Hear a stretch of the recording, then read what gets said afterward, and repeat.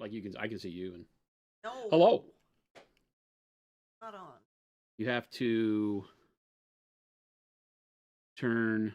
Hang on. I have a mouse. I can go down here and I can go. No. This one. Aha. Ah, Aha. Aha. hello, Hello. hello. Hit that disable chat This. timers thing. Yeah. Hello, everybody. Wait a minute. We're looking different today.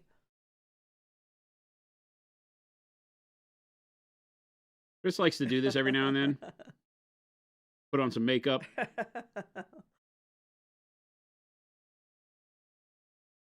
Hello, everyone. Christopher is, I'm told, under the weather.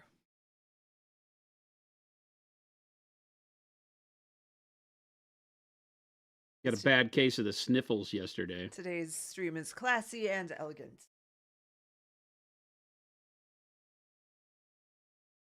Yeah, I heard you guys say something about him being sick. He had the sniffles. He's been was- having like sinus issue He kind was of not. things going I on. mean, he seemed like. Can you punch very us good into spirits. the second one? Yeah, that one.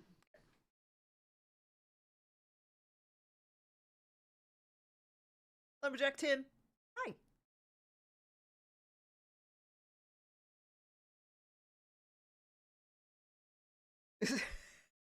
Is he in timeout for messing up the sound before he left last night? We'll never tell. He felt so bad about that. I'm sure he did. Yeah, I was. I sent you a text because I saw it later. Yeah, I know. And then I was like, oh, he might still be there, so I sent him a message in chat. Oh, and okay. It was right at yeah, the he same came time. in thinking like, oh, there may be something wrong with the sound. I was like, yeah. You turned the damn board off. Got to be nice to him. He gets sensitive about that stuff. He does a great job. Well, it's and just such a habit. he was all sniffling and not feeling good. Yeah. So.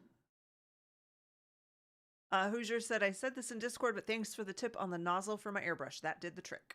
Awesome. Yeah, it's crazy how you'll think you've cleaned everything and it still doesn't spray right. You just got to go that extra step. Really take the nozzle apart and put that extra effort into it. It sucks, but that's just kind of the way it works. I'm not even going to read that out loud because I don't want to put it out into the universe. But I hope your family's feeling better.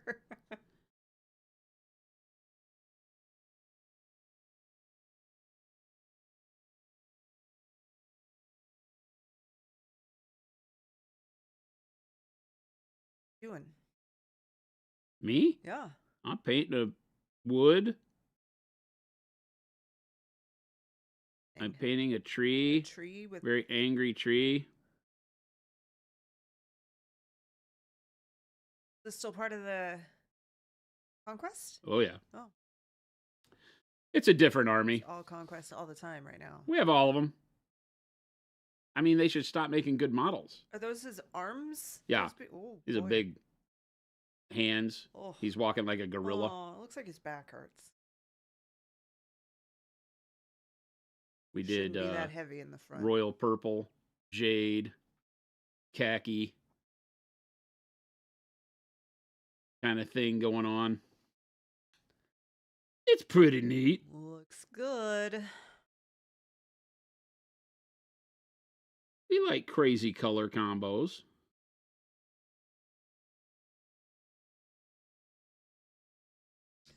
Unexpected gen sighting. Hello.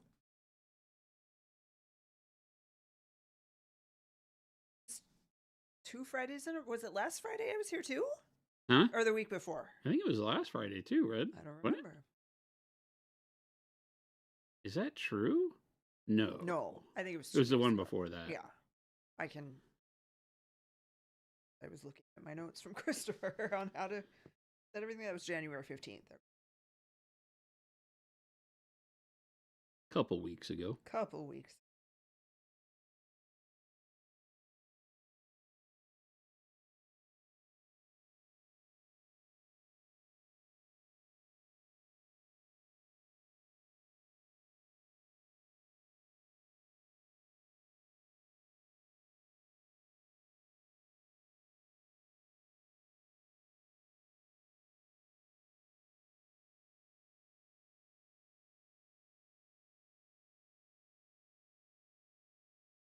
Hope everybody is doing well.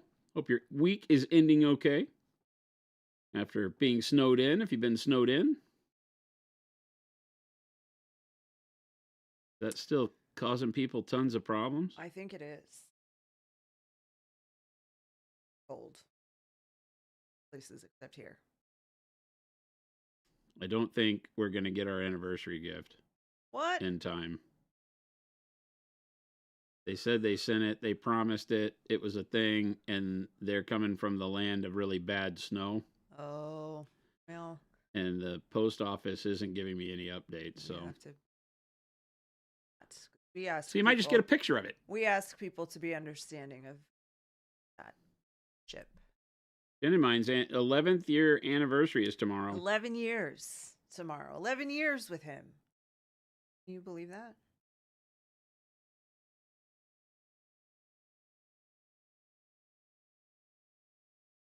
Kay Short said I had to rewatch yesterday's stream and take inventory of the paints used. Absolutely love the look of this guy.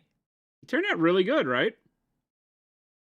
Very little color, right? I mean, we've not used but a handful of colors, so you can get a lot from a little using some creativity in your color choice, right? Rather than just, like dark brown, mid brown, light brown. You can get a lot more out of it by throwing in the jades and the purples. Makes it look like you've done a whole lot more work.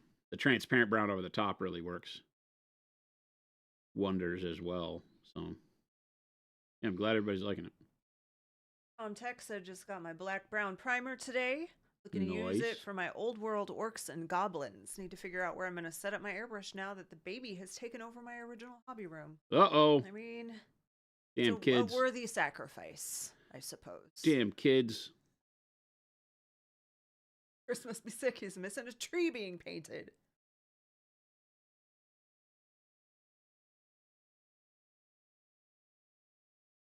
Dan, happy birthday to your dad tomorrow. Huh? Dan said, it's my dad's 56th birthday tomorrow. Awesome.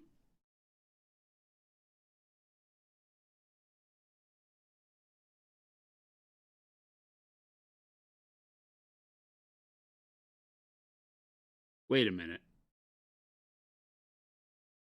56? Who said that? Dan. I could be your dad? I feel like you could probably be a lot of people's dads in this chat.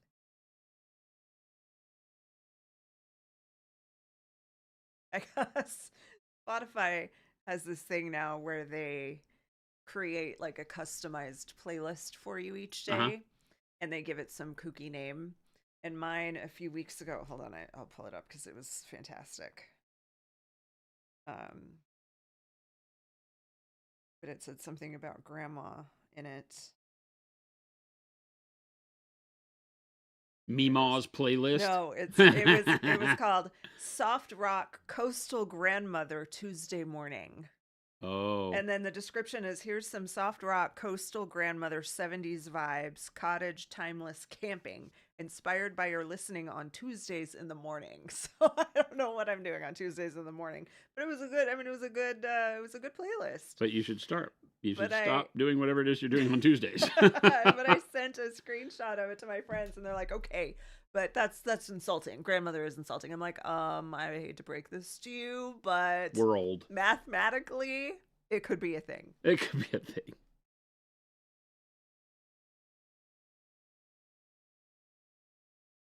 Ogre has a question. Would dark purple with dark hot pink look good with a green filter over it for orc skin? Ooh,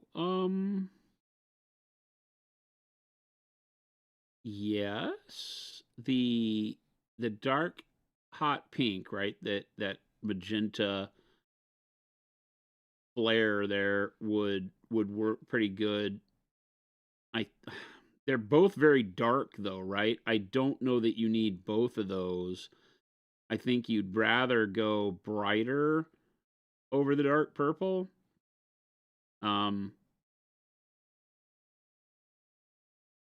With maybe regular magenta instead of dark hot pink.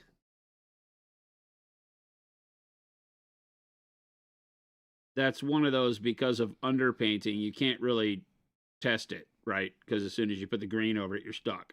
You get what you get. The dark purple, yes. The dark hot pink, yes, it could be cool, but you still want something bright to go along with that along the way.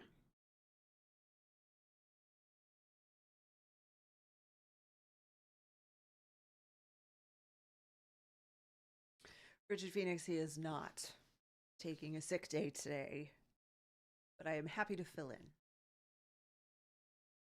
That one, Bobby said, I'm making my way through old live streams. On the March 20th, 2024 stream, folks had just gotten back from Adepticon and there was talk of the team entering Golden Demon. I'm curious if that happened. It Nope. did not. Nope. We all fail miserably at those kinds of things. Work and life get in the way. And I paint more models than the entire rest of my staff put together, pretty much. Ryan might give me a run for my money. One of our creative marketing team, Ryan, paints a lot of models for his friends and personally. But he would be the only one I would think gives me a run for my money. Even Jordan doesn't. He's too busy playing video games and card games all the time. He's going to come running over here and be like, wait a minute.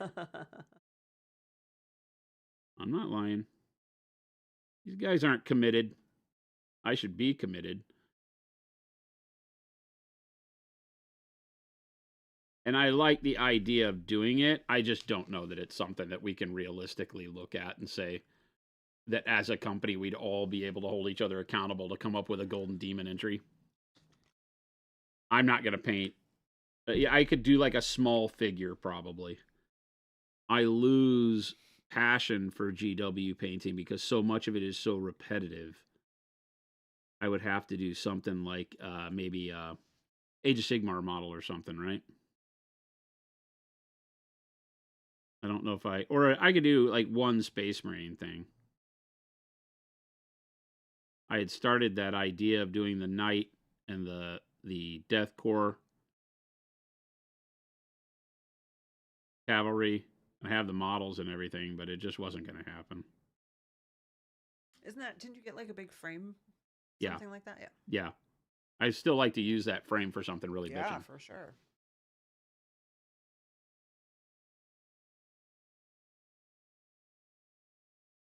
I lose gusto with Games Workshop projects because of the repetitiveness.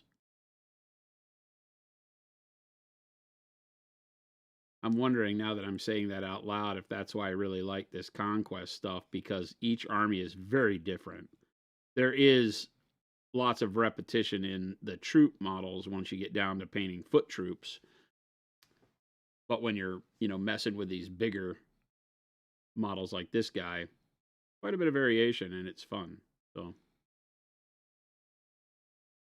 I may not feel the same way when I'm painting 1,000 foot troops for some of these armies, but for now, it's good.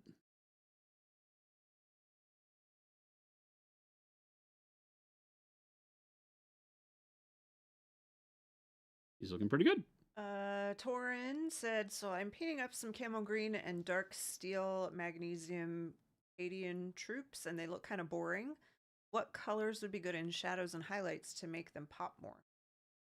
Dark camo green, magnesium, and steel. Dark camo green, dark steel, magnesium. Dark silver. Dark silver. Magnesium. Okay. And they're a little boring. My answer if you've been here for long. Dark purple is always a winner to get things to have a little bit more punch in the shadows, because that, believe it or not, even though it may not be initially visible or stand out in your mind's eye, the shadow color can play a huge part in whether or not a model looks interesting. So I'm always a fan of doing an alternated, color there. You could do like a purple wash, take dark purple and glaze wash medium and do a wash in the shadows of dark purple. If you didn't want to do a wash, specifically in a location like that, then I don't know what you would do to push more interest onto them over the top of the colors you have, right? I think what you're trying to do is throw more interest into the shadow, something that is technically beneath all the colors you've painted. But you could do like a slight glaze of like blue transparent on your metals. That'll spice some of those up, like weapons or armor, whatever you feel like on those, and spice that up.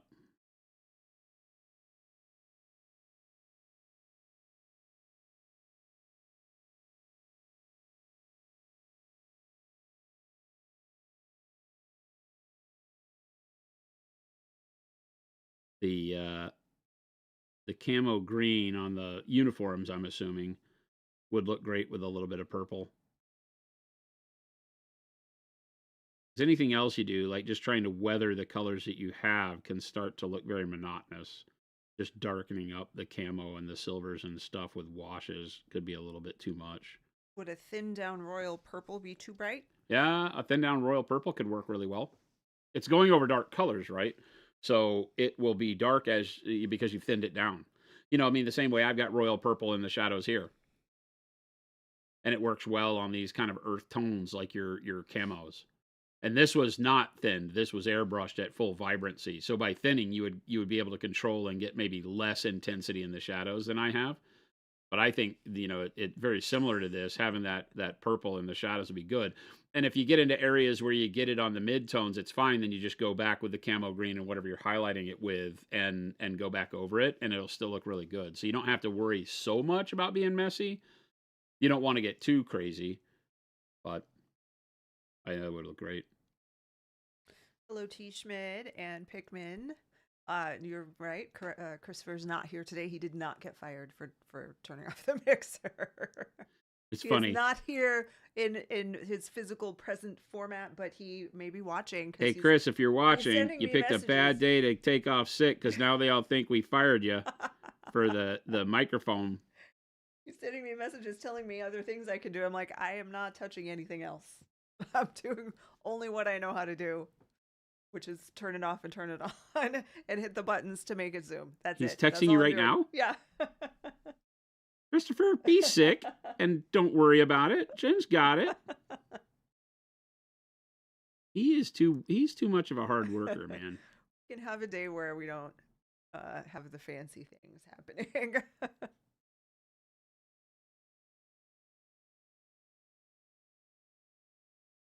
There's some other question. What would you use for Space Wolves? Faded ultramarine?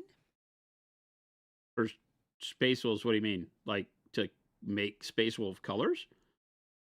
Dark gray blue is much better if you want to do the kind of bluish 40K style Marines.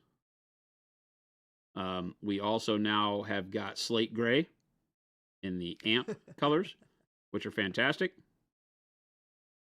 We have lots of choices of cool grays that are much better for that than something that is strictly blue. Although, like I said, dark gray blue and gray blue mixed together give you that much more kind of, I don't want to call it baby blue, but there's a 40K blue tinge that Space Wolves get that those colors do very well if you want to do that.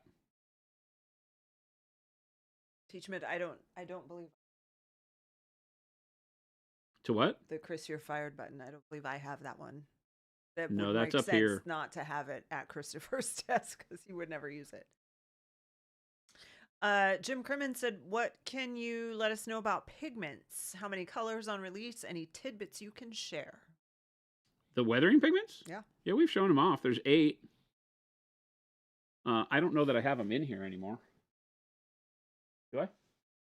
I had a full set. Is it right there on the by your red brush case? Are those? No, they took them. I mean, those are, but I can't show those. Oh. Those are later pigments. Oh. Wah, wah, wah. Yeah, I don't think I have them here. Unless maybe I do.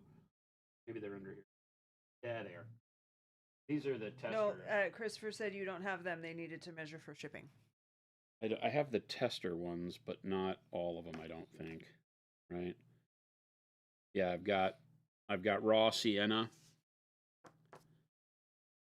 right? I'm gonna go We got out raw sienna. like that. Yeah. Yeah. Burnt umber. That's not one that you're getting. That's not one that you're getting. Red iron oxide, black iron oxide, titanium, yellow iron oxide. There is unbleached titanium someplace.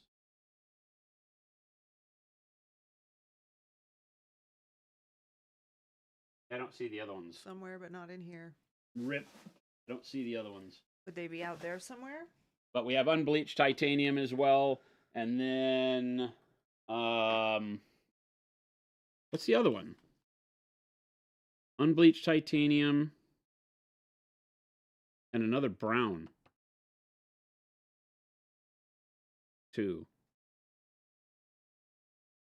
I don't remember what they are. What size I'm are drawing a the? blank. They Are, keep stealing my stuff and not returning it. what size are the little pots? They are maybe 1 ounce or 1 or 2 ounces. There's a lot to them. Do we know the price? Hmm? Price yet? Do we have No. a price set? No, Mm-mm. not yet. I think they're $7. I believe they're $7. No one can cook sienna or umber right, I swear. Yeah, it's always burnt. Always Burnt burnt. or raw? Cuthbert said, "How do you go about using them?" And B Tired Dagger also wants to know how to use them. So weathering pigments are something that are applied generally with a brush, just like you would with paints. But they are done very late in the process, right? They're one of the final steps generally on your model to bring it together with the environment that you've made in your base. So let's say you do a desert base, then you would take maybe the yellow oxide and you would dust it along the feet, right? So we have, what guy did I do it on? I did it on one of my guys up here, I think, didn't I?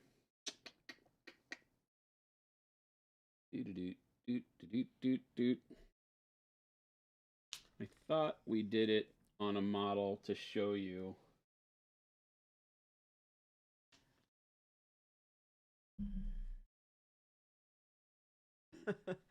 Mercurino said, "Painting trees without Chris is heresy." What's that? Painting trees without Chris, heresy. I like trees. This is lousy marketing. I'm not being able to show you because I don't have the samples here. Are they out there? Could I go get them? I don't know. Ryan may have them. I don't know what happened to them. It's not worth wasting time on. Okay. I'm just trying to think if I have a model that I could put them on. I need to have a base. Oh, I could kind of, like, we've got this guy, right? So pop in close, like go to number 3. Oh, nope. I don't know how to fix that. It will fix itself when I Okay, pick there it we up, as long as I do like this. Right? Yeah, so I will take some red iron oxide because I've got kind of a red earth base. This is not going to be the same red that I've painted on here, so I'll show you how you can use it to kind of alter the base as well. You want to get a brush you don't care about.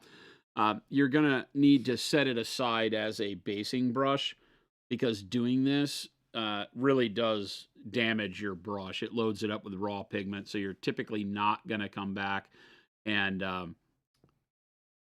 use this for anything else. So I always have a brush that I set aside. So, with raw pigment on there, you can kind of just dust it on there. So I'm going to first dust it across the surface of the base to get some of the paint that I've got on there switched to this new color. It matches pretty close, right? You can see that light dusting. You can continue to feather it out. It will dig into the texture of the model and stick very, very well. So you want to continue to dust it out, blend it out just by touching it. You don't have to wet your brush or anything, right? But then when I have that done, right, at whatever level I want to do, maybe I put some over here. And then you just take the brush and you're going to dust it onto the model. So we'll just very quickly pull my brush stroke with the red on it downward. So I'm bringing the powder down towards the base and just lightly build it up. And you'll start to see that weathering, and the foot will start to sink into the environment. See? So it gives, think of it as dry glazing almost. You can go crazy. Like, you got to be very careful. You don't want a whole lot of pigment on the brush because you could touch it and like really turn the model red, which I don't want to do on this guy. But maybe I can show you on another model.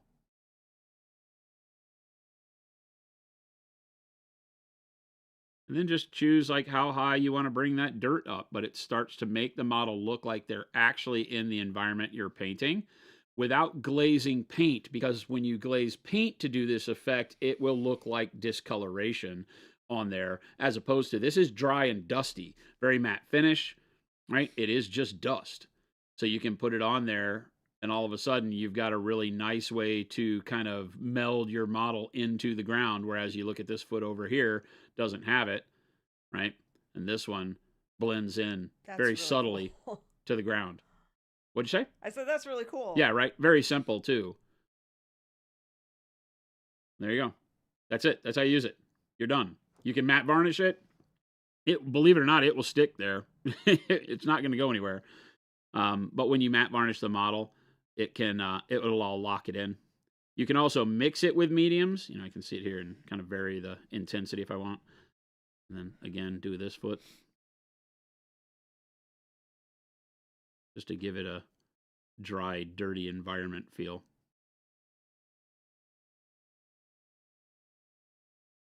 Like so. Real subtle, but it adds a really nice realism and weathering to projects that wet paint can't achieve as easily. Boom, done. Magic. Magic, right? Now, when you were going through them, or look, when you were looking through the samples, you mentioned a couple that you're not getting those, you're not getting those. Stan said, "What leads you to decide that you don't want to release a color? Does it not look like you thought it would? Too similar to another one, so you deem it pointless? What did you mean when you I only said wanted to not getting release those?" 8 to see how they go. We might put more in there. I've got good choices that we can put into the line if they do well. If you guys show us that you really enjoy using them and you want other colors, I have other colors that are really neat that we could add. But I'm not going to come out with like 20 colors before I know if they're going to sell. Just production to costs and stuff. And there you go. Now, you can also, as you do this, let me see what I can grab, like a model. I don't care. That Chai Cat, I think that's exactly the same. Chai Cat said, "I have some dudes with blue alien Earth bases. Does this sort of application still work with something like those dry pigment chalk sticks if I grind one up super fine?" That's what it is, Yeah. yeah, except that you do not have the chalk carrier, right? When you're dealing with chalk pastels and oil pastels, they have a medium that's in there, which is the chalk, right? And the oil base, and these don't have any of that. They're literally raw pigment, single ingredient pigment. That's it. There's no carrier, there's no nothing. You get intensity, and that's it. Whereas the chalk, right? If you grind up the chalk, which is what I've done for years, you Mm-hmm. have to overdo it when you put it on the model, because when you go back with your varnish, you'll see that a lot of the material you put on there wasn't pigment, right? It was the binder. And so you have to be careful with that. This has no binder. So here, if I were to make mud, I can take water, right? And I can get some pigment on a wet brush,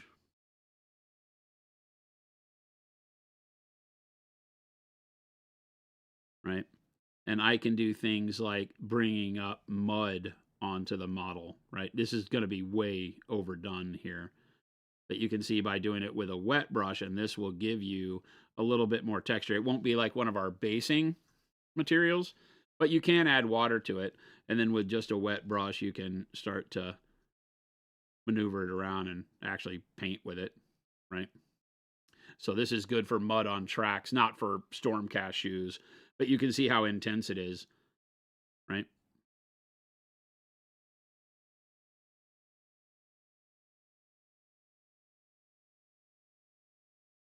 So it's all pigment all the time.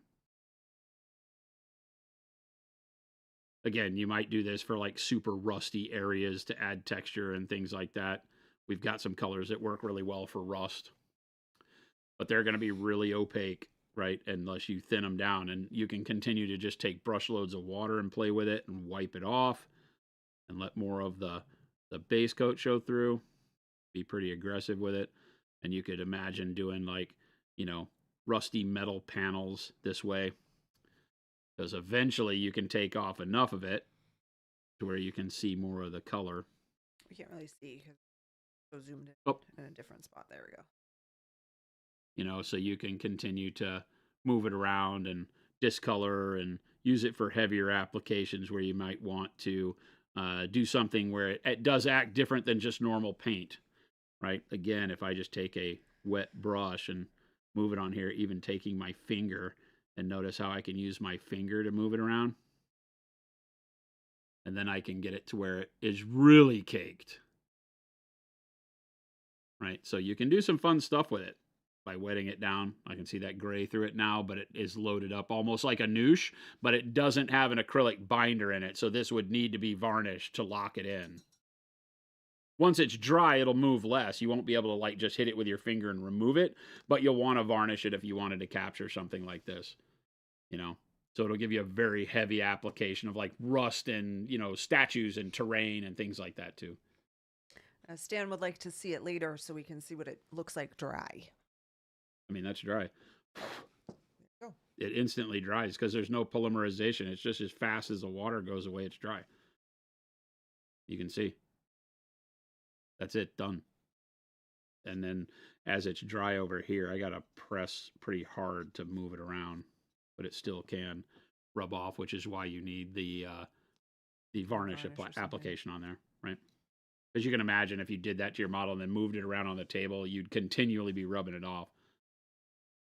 But that can give you really neat ways to do gritty undertones. I can imagine like maybe Nurgle or something like that if you wanted to do some heavy rust, or if you wanted to do like that Space Marine and you really wanted to make it seem like it was loose Mars Earth, you could do the same thing that I just did and really build it up and wipe it down.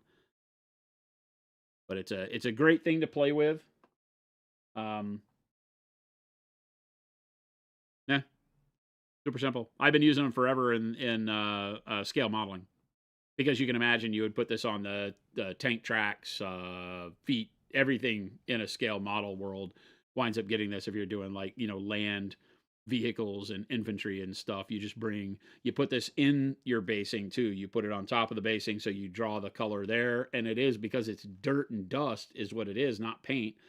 It feels and makes it look more realistic because it is just dry, dusty feeling. Tadpole, what's going on?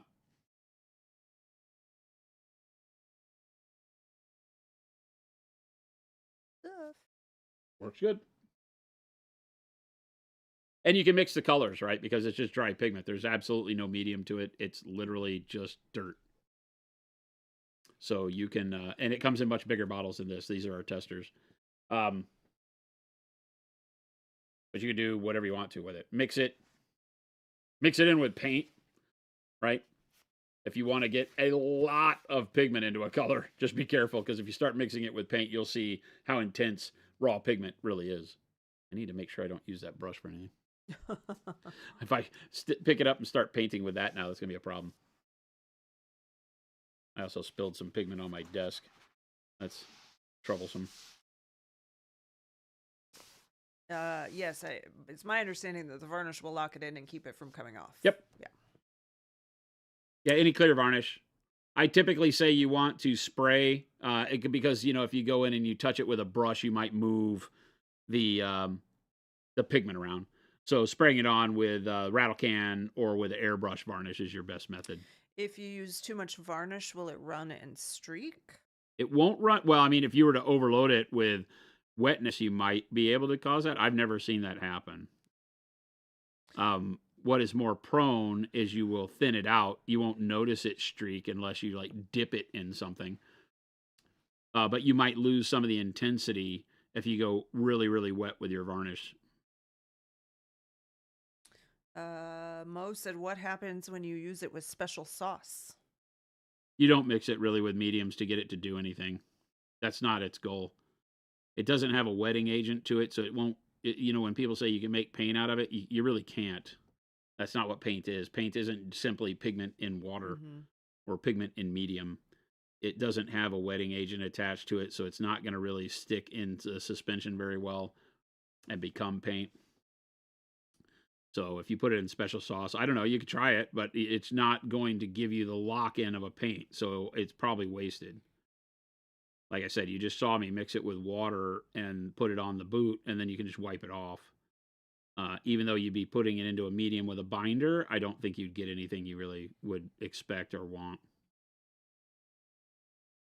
That's what paint's for. So you don't need to push into other products to get what you already have. Take burnt sienna and do it with special sauce. You already have it. They're the same pigments that we use in our paint. You just get them in super intense amounts, right? So you don't have to do a whole lot.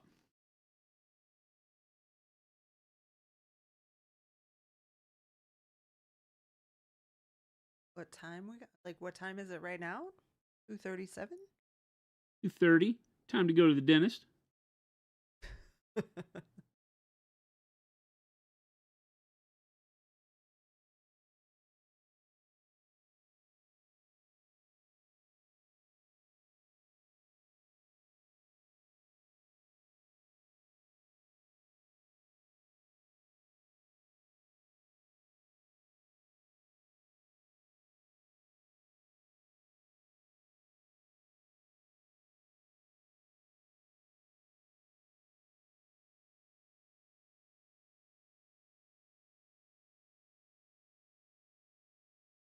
Going in and thickening up some of these lines to make them appear brighter, give me a little bit of highlight area in some of these spots. We're using khaki, which khaki is a bright color compared to the rest of the model. It's not a very bright color overall. Nine Red Tails would like me to tell you that that is a lovely paint job. Why, thank you. Thank you very much. We're kind of, believe it or not, this happened very quickly yesterday. This is a very quick paint job. Yeah, you did this all yesterday, right? Yeah, and like the main colors came together in about 30 minutes. Like if you watch yesterday's stream, by about 30 or 40 minutes into the stream, and that included all of the time to clean the airbrush between colors and everything, we got to the bulk of this. And then I spent the rest of the stream doing what I'm doing now, which is going to take you all the time going in and doing the highlighting.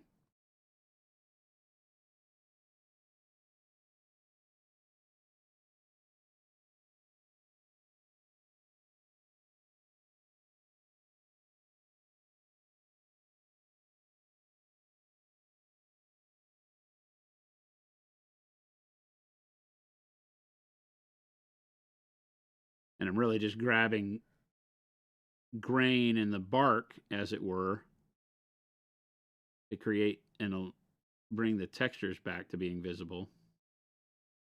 And then I got to go back on all of that grain and find out where to highlight it to bring volume back into it, right? So there's two things we're doing here with the bright color. We're finding the grain and the texture of the wood, and at the same time having to go back over each of those lines we paint to brighten the line up and thicken it up where it needs to be to give it like, bright spots so you can see that the wood kind of has an undulating surface. Because if you just paint the line at one brightness, it makes it look flat. So then we have like these lines that run along here, and then we brighten them up, boop, boop, and boop, and now you have depth to the wood. It has that. It's not just a flat surface. So it's going to take you a long time to do stuff like this generally. Much longer than the placement of the initial colors. So this is probably the most frustrating part of painting models for me, is that I can very quickly get to where I'm like, oh, that's going to look rad. And then you spend 80 million days actually making it look rad.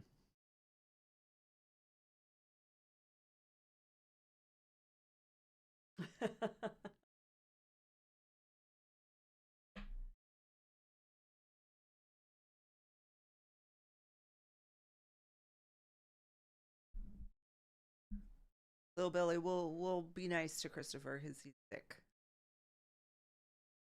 I mean, I know you might not, but I will be nice to Christopher because he's sick. Yeah, little Billy. We'll defend Chris today. He's feeling under the weather. He rarely ever takes a sick day, No. so it's got Ogre to be pretty bad for him. I know he hadn't been sleeping. Ogre said it's amazing how calm Chad is today. Poor Chris catches it constantly, and now everyone is on their best behavior. Lord It's because Commander mom's Jen here. brings everybody. Everybody brings their A game. Get some hearts in chat for Chris. You know he's watching. You know he wants to be loved. He wants to be here.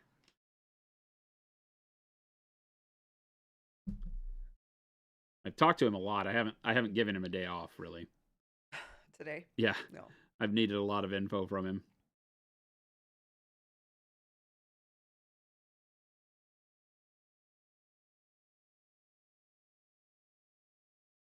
Jen and I are watching Mobland, and holy cow, is it getting crazy.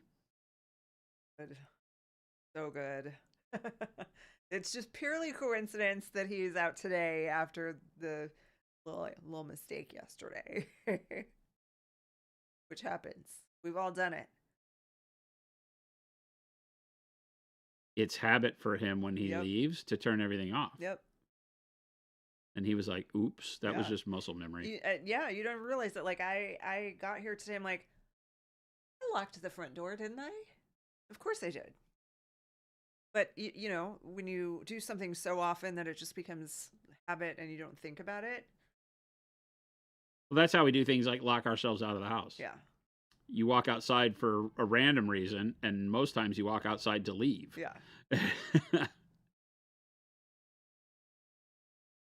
You're a Joker without his Batman today, little Billy. Yet what good is the world without a Batman?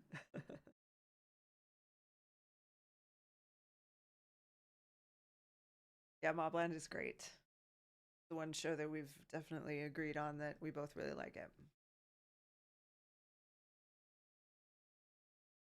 The mom is grinding my nerves. Oof, I she's hate when they terrible. write characters like that and we have to sit through multiple episodes before they get found out. That's really grinding on me. Terrible. I'm like, I just want to jump through the TV We and don't have strangle much her left. I think and we her only have and her grandson. Yeah. We only have like 3 episodes left, maybe. Okay. That was like I think we watched 7 last night, right? Yeah, I Episode think 7. there's 10. And there's 10. Yep.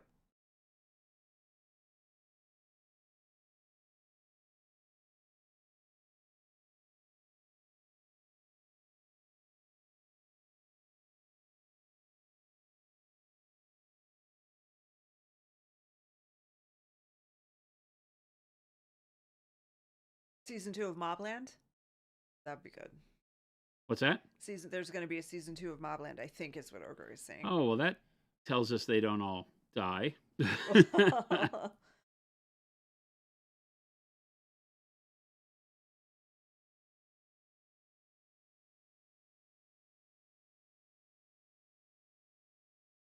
Oh no, she's Lord Commander. She's no lady.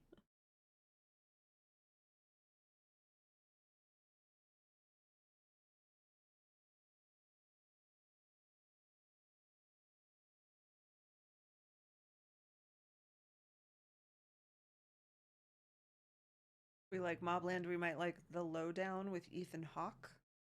Not heard of that one. Ethan Hawke. Wow.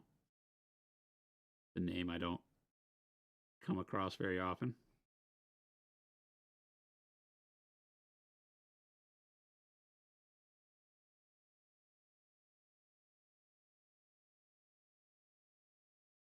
There's probably a million things we don't know about. I know that they're definitely We will good. sit and like try to find something we can watch together, and will flip through all the subscription channels we have for an hour and a half, looking at the maybe we'll look at some of the what do you call it, previews. Mm-hmm. But a lot of times we just look at the picture and read the description, you know, like on Netflix or something, and it's just easy to just tear on past them all. There's so much garbage out there. Yeah. And it's also hard for Jen and I because we don't like the same stuff very much in reality. Wake Titan said the same thing. There's almost nothing my wife and I can agree on to watch. Yeah. That's us. We'll find something, and a lot of times she'll like it better than I do. We rarely find anything that I like that you don't. I don't think. I think it's usually the other way. One that I agree to watch, because you watch plenty of shows that I don't like. Oh yeah, but not ones that I've sat down with you. I literally just start watching them because I know you won't like them. Yeah. I'm like, I watched this and I didn't even ask her if she wanted to. Like anything sci-fi. Oh yeah, no, there's no sci-fi. You know, Strange New World? Nope. Don't even ask. No. Just start watching it. No. Yeah, I made a pretty big concession for like Stranger Things. I was even reluctant to watch Game of Thrones. I ended up really liking that one a lot. But yeah. Yeah, that's right? Because when we started, you were like, I don't know. Yeah, I'm like, nah, that's probably not my thing. And then I think I was like, but you liked Harry Potter, right? Yeah, and I was like, I mean, yeah, I guess, kinda. I'm not like obsessed with Harry Potter, but yeah, we watched one episode. I'm like, yes, I am hooked. Game of Thrones is good. Game of Thrones is good. It sucks that it stopped being good. Yeah. And then it has the laziest writer on the planet attached to it. All right, I'm gonna try something here. This may end horribly, but I'm gonna do bright pale green over the leaves. Since we're having fun with these guys. Or I'm having fun with these guys. Avian said, since we now have the band back together, what should I order for dinner? Should I get a flatbread or something else? Uh-oh. Flatbread means it has flatbread sounds good. Pineapple on it, right? Flatbread sounds good. Pizza last night. Huh? You had pizza last night. It doesn't matter. I could go for pizza again. We'll see. My mom gets back today. Like and she sounds like she's blasted tired. Yeah. So I don't know that we'll actually go out to dinner or not. She may sleep for 2 days.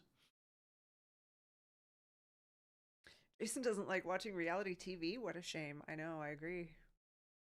Not in a million years. There's times where I have gotten, you know, I get it. I get it. Like, I'll sit down if we are eating dinner and she's got one of her shows on. There's times where I'm like, all right, these people are horrible, but I get intrigued about what's going to happen because they produce some of them very well. Mm-hmm. Survivor being one of those. Survivor's a good one. But the rest of them are garbage. There's just no need for any of the housewives shows. She loves them, but I'm like over here going, that's what's wrong with society. I got like any kind of competition show is generally he'll be okay with it. Like he doesn't get angry about it. And he'll walk through and, you know, like ask questions like, oh, that person's still on and why didn't they vote them off? Like, how did that person not get voted out?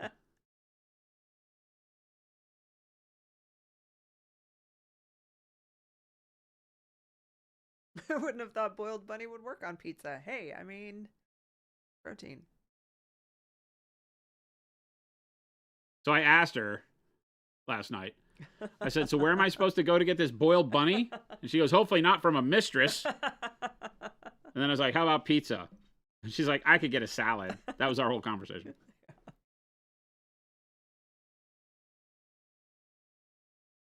There's a new Fear Factor. I didn't know this. Fear Factor on Hulu with Johnny Knoxville.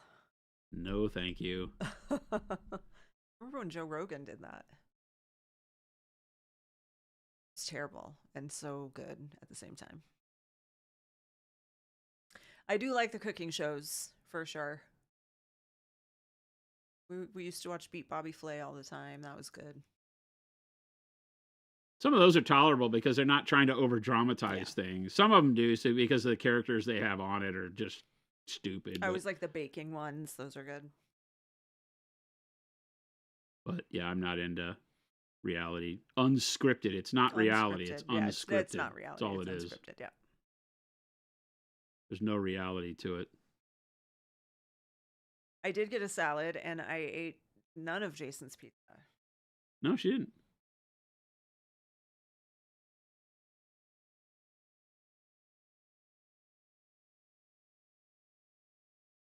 I went back not too long ago and rewatched Scrubs. Watched what? Scrubs. Oh, you did? Mm-hmm. Oh, I can remember. Like you'd have it on at night. Yeah, it's one of those that I watch at night. Go to bed. Yep. Watching it. Currently, we're watching 30 Rock. That has who's that? Who's that comedian that's on there? I mean, they all are, I guess. Tracy Morgan. Huh? Tracy Morgan. Tracy Morgan. Yeah. Yeah, he's so recognizable. Yeah. For the way he talks. Is he a regular on that? Yeah. Okay.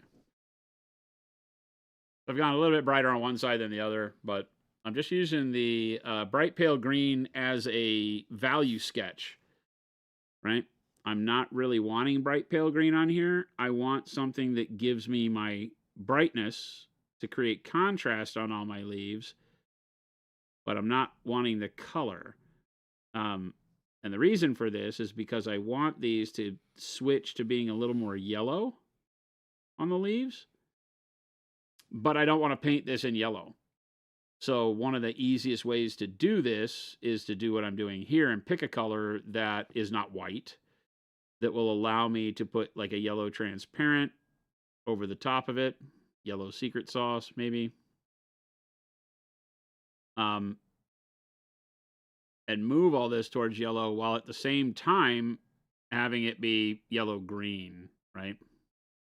The yellows are very translucent, pretty much all of them. And so if you want to shift something yellow, it's always great to have a white, air quotes white, for putting the yellow over because it'll give you more intensity. Well, I don't want to use white, right? Because then I lose so much of the green leaf feel and that just becomes yellow. Putting any color over white, you get the color. You don't get any blend with the other colors. Here, I want yellow green. Yellow green, putting it on over here would take me a lot of time because of how translucent the color is. Not going to give me the opacity, not going to give me the punch I need right out of the gates. So using something like bright pale green as a white, a fake white, works wonders.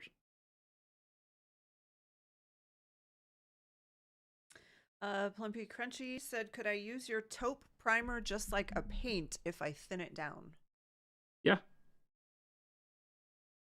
I mean, they work pretty good unthinned as colors.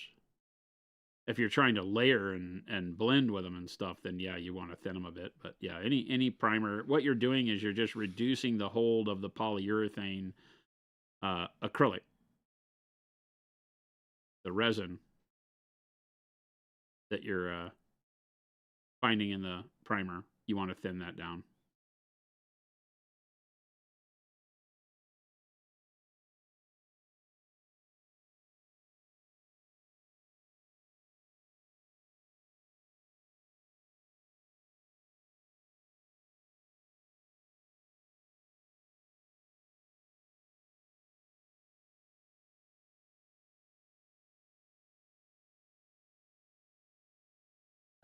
La Plante Live said, "Your work on undertones and underpainting and the impact on shadows and values is really impressive to me. Do you have any resources or artists so we can have a look at oh, any resources, or do you know of any artists that they can have a look at and get inspiration or copy from? I'd really love to learn more about those techniques and concepts." Liquor. Hi. No, unfortunately. Um, there's got to be something, right? You can look at some stuff for canvas painting. I'm sure there's got to be artists and books and maybe websites out there that talk about that style of painting. Verdaccio. I forget what the other names are for it. There's all sorts of names for underpainting. But as far as like, color combos and inspiration, that's tougher because I never had that. I just started doing it, because I probably saw something and didn't know how to make it happen. Most of my development of techniques is seeing a picture of something and going, "Oh, how do they do that?" And then my lazy artist brain kicks in and goes, "Well, paint it purple first. Then you'll have purple shadows if you just don't put paint over the purple." Logic and laziness mixed together turns into great stuff. Learned it from watching you, Dad. Yeah, I learned it from watching you, Dad. Red Tails, yes, we will be at Adepticon. Very much so. Oh, in a big way. In a big way. It's a You big won't year be at able to miss Adepticon. us. It's going to be great. Yeah, that book, the Gurney book, Color and Light, or Light and Color, whatever it's called, has been mentioned multiple times recently. I don't know that it does anything for underpainting, but maybe. It might talk about color for cool and warm shadows. I know it does that. And so you might find that it's got quite a bit that you could take and apply what you see people like me and I think like Craft World Studios in miniature do a lot.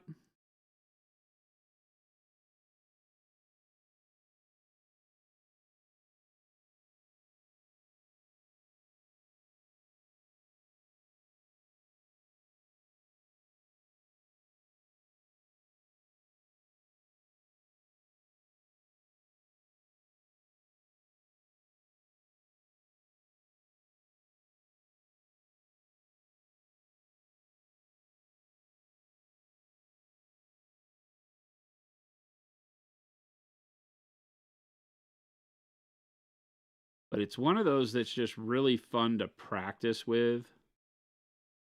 I don't know, babe, did you do much? You didn't really underpaint much. You like to just blend. You just Yeah. work up your color, right? Yeah. I have, though. I mean, um,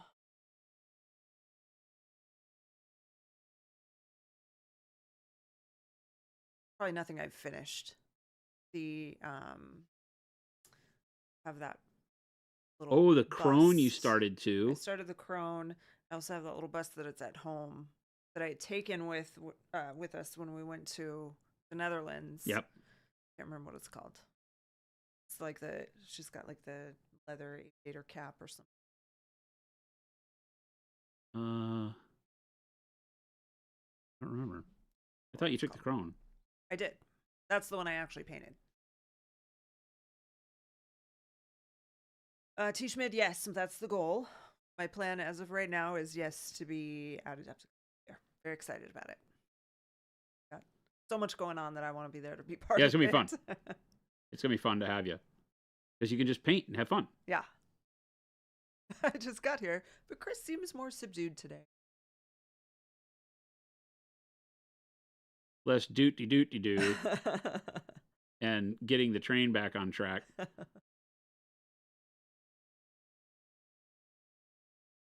I don't believe there's a VOD of the tiger. That was a long time ago. Of the what? The Lisa Frank tiger. Oh no. Very, very, very long time ago.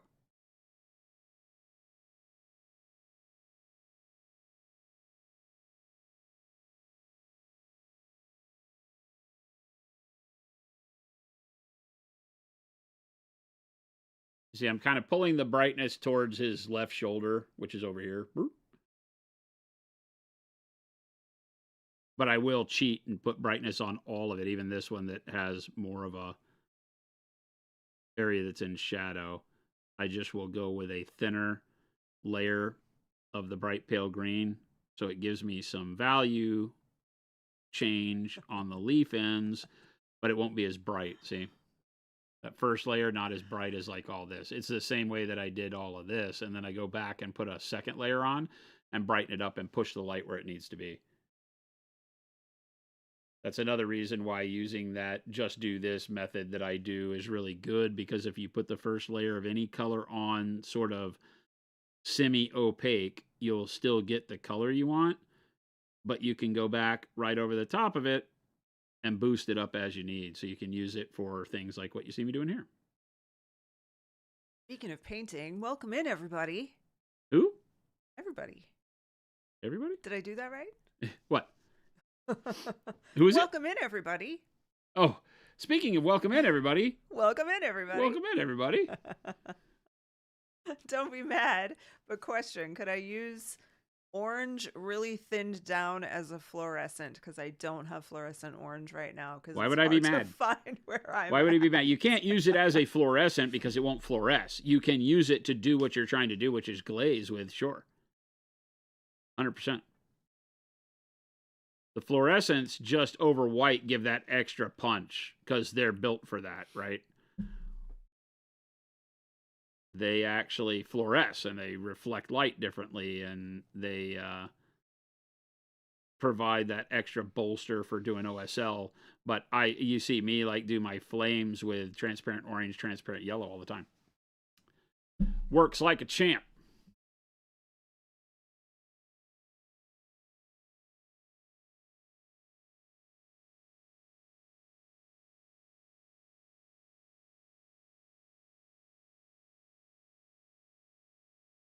Uh, Nine Red Tails wants to know what is a glaze. I have heard several streamers talk about it. A glaze is when you put a thin coat. Well, okay. It's when you put a semi-opaque or translucent color over a base of other colors. That's the easiest way to define it. Okay? So it is a form of what you will hear referred to as a filter. A filter Bye, is little Billy. I hope you've flossed. using one color to alter another, right? If you've ever heard of putting filters on camera lenses, right? They have like filters that turn things into like sepia tone filters, blue filters, so that when you take the picture, it's all orange or blue. It's a lens cap that has a color on it. That's what we're doing, except with paint. So we will take, and you'll see me do it, right? I'll glaze some yellow on this over these leaves because I don't want the leaves to be this pale, green. I'm going to put yellow over it or some form of yellow. I haven't determined yet. Might do yellow green. So it allows you a lot of flexibility in altering colors because I can paint like you see me doing right now with a brighter color than I know I want on here, and it's not the right color, right? It's a really pale, desaturated green, which doesn't give these leaves a lot of life. It actually makes them look, a little dried out, maybe. And so in order to bring life back into them, I want to put the yellow. But like I said before, yellow is in itself a very transparent pigment. It's not going to give you a lot of opacity. And I don't want opacity. I want it to blend with the green. But I don't want to take the time to mix my yellows and my greens together and do multiple layers. So this allows me to get value, right? Brightness and darkness, dark green, bright green. And then I can put another color by glazing over the top. And it will let you see some of this bright green and some of that dark green and add a third color to it that will bring your midtones and stuff into light. So it's a technique we use all the time without knowing it as painters, because when you're starting out, you're using the opacity levels of paint to achieve different things accidentally. Dry brushing is technically in some ways a form of filter, depending on how opaque the paint is you're using. So, when you think of it like that, it's like, oh, I'm probably already doing it. I just don't recognize it as such. Washes, when you put a wash on, technically a filter, very similar to a glaze. It just runs into the recesses because of the way the paint is formulated. Gravity pulls it into the low spots, and it has more pigment in the low spots than on the high end. Whereas a glaze is more of when we use paint to do a very specific thing in a specific location. Eric Swinson rating. Swenson? Welcome, Raiders. There's a guy who knows his glazes. He's a good painter. Eric, our good paint boy. What's going on, Eric? Vigilant Artistry, I don't think he's saying you have to buy fluorescent orange if you are... No. You just can't make regular orange into fluorescent orange. It won't fluoresce. I'm saying the part that glows in UV light you cannot recreate.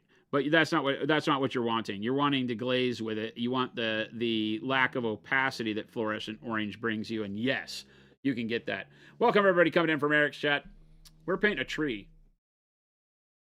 Bum, bum, bum, bum, bum. It's a tree. It's from Conquest, and it's called a something, something, something. I don't know what it's called. But we did just a quick airbrush work up on it yesterday, about 30 minutes of airbrush work to go from our royal purple into jade, that you can see my jades, into khaki, um, bright ivory, and then I did transparent brown through the airbrush over it to get all of our basic colors. And then I've gone in and started catching some of the grain with some initial highlights. And right now what we're doing is we're value sketching the light onto the leaves a little bit so that we can glaze a yellowish green back over them to bring more life into the leaves. I'm using quick techniques to get some pretty good color on here. Eric's heading off to dinner and then playing Kill Team later. Nice. Have a great weekend. Thank you for the raid. I'm loving. Are you doing your Kill Team? Is your oh god, what are they called? I always want to say Death Company, but it's not. It's the other guys, the Alien Hunters. I'm not sure if we'll get an answer to that because I think he left, but we'll see. He's got some really good Marines that he's painted up. They're really awesome. He did not succumb, really. I mean, he is. Yes, Christopher is sick. He succumbed to his illness. Yes, the Was funeral not fully services will be overtaken next by week. it. He will be back. He hates taking time off, so he's lurking in chat, Yeah. listening, and keeping all of this in his back pocket for when he comes back. So you better be nice to him, because he will come back and take it out on you, you know. Grimgore Paint said, received my first installment of Pro Curl Paints today. Cannot wait to get started with them. Awesome. Thank you. We are excited for you. Thanks for giving us a shot. We make good stuff. Grimgore, what'd you get? Did you buy a set? Did you just try some singles?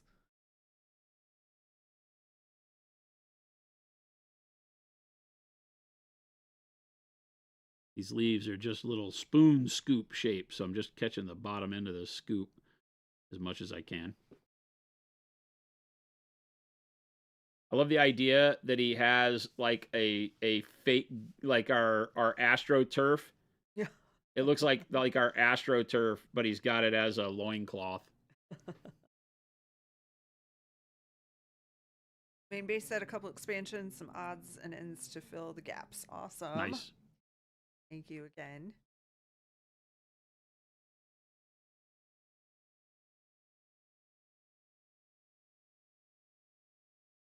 Dan wants you to hurry up and release a new expansion set so I can get that new Pro Curl Paint excitement again. We've got our answer to speed paints coming out at Adepticon.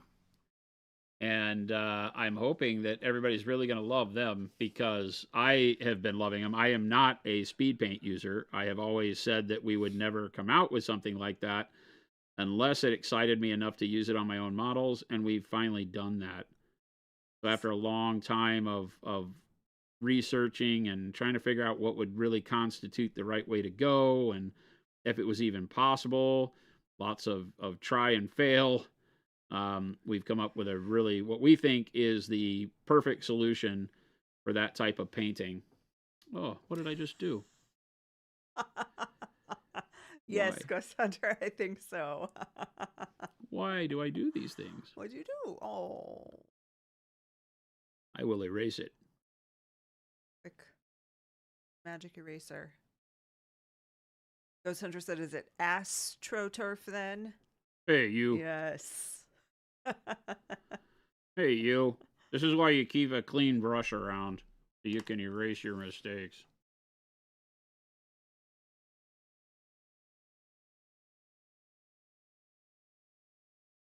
So again, being able to put the first layer on fairly thin so that you don't have tons of opacity.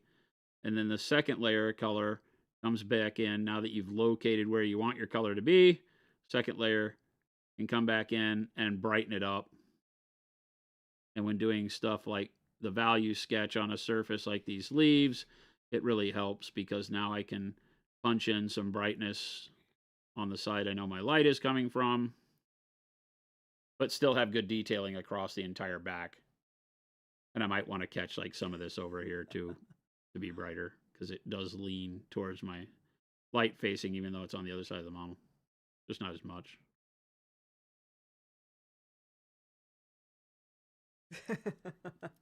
They're impressed by your cleanup. By what? That cleanup.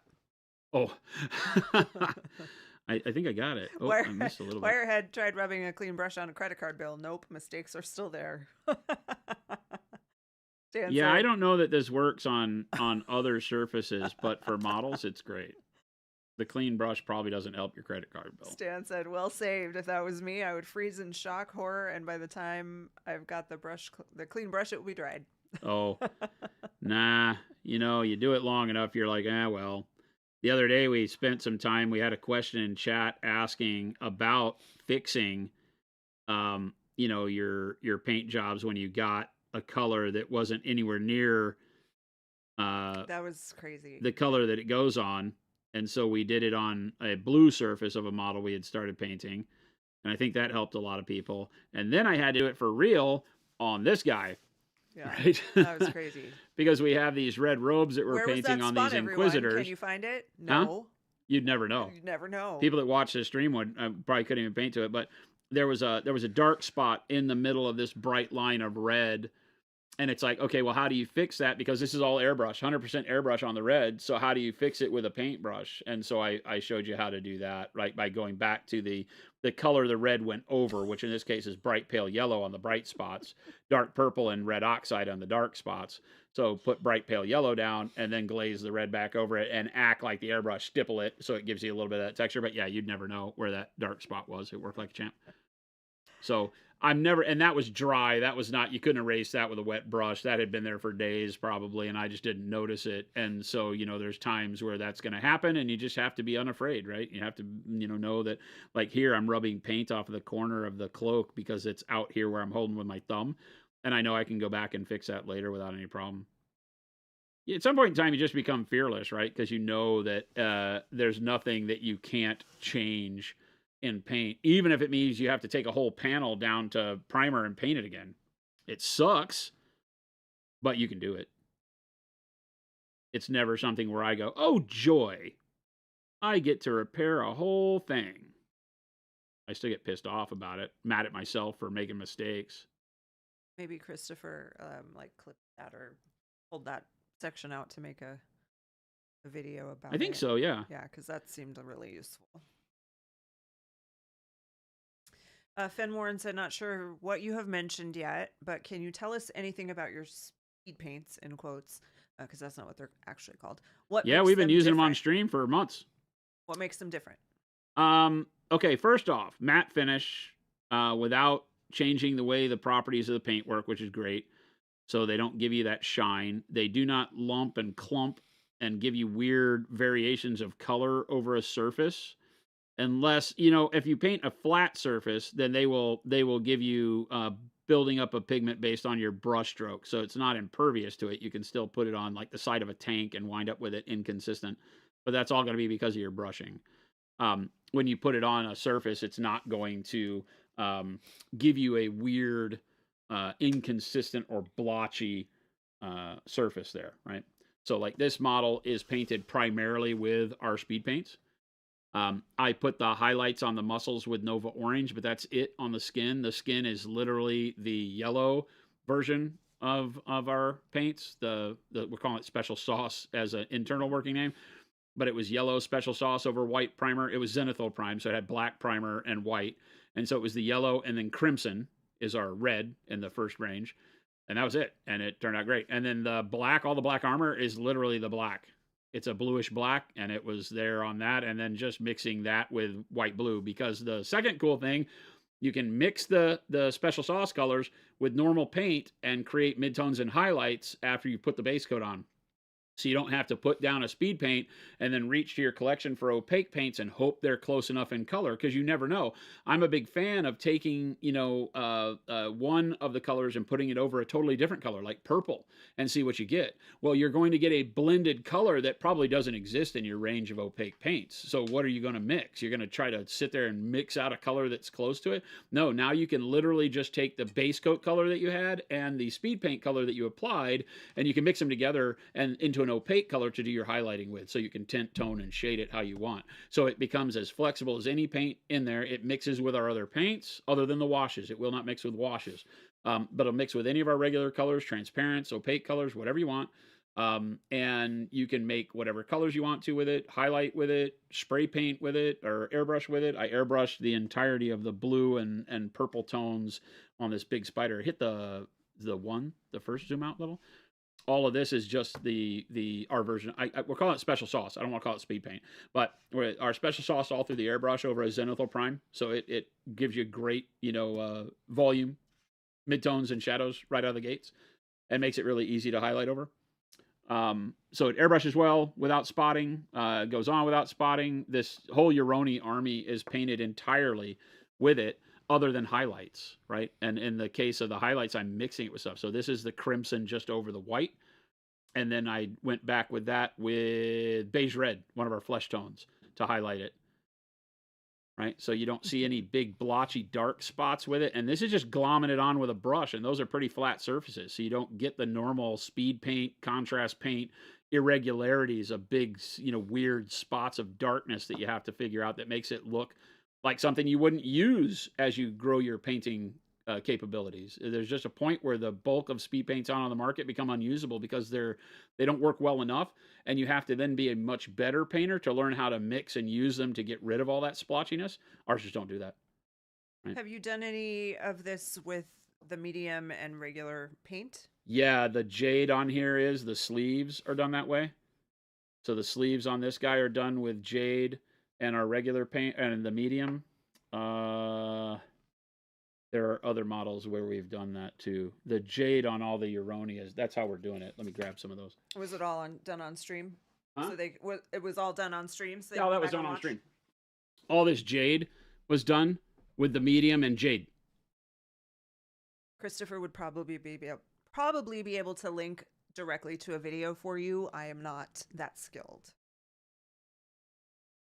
But and this is the yellow green. Stream, you should be able to find we did it over yellow again. I put the yellow and then I put our green over the yellow so I could get a blend. And so that's another thing. They don't re-wet. You can put paint right over. You can put one over the other to get colors. You can blend the special sauce together to get colors that you want.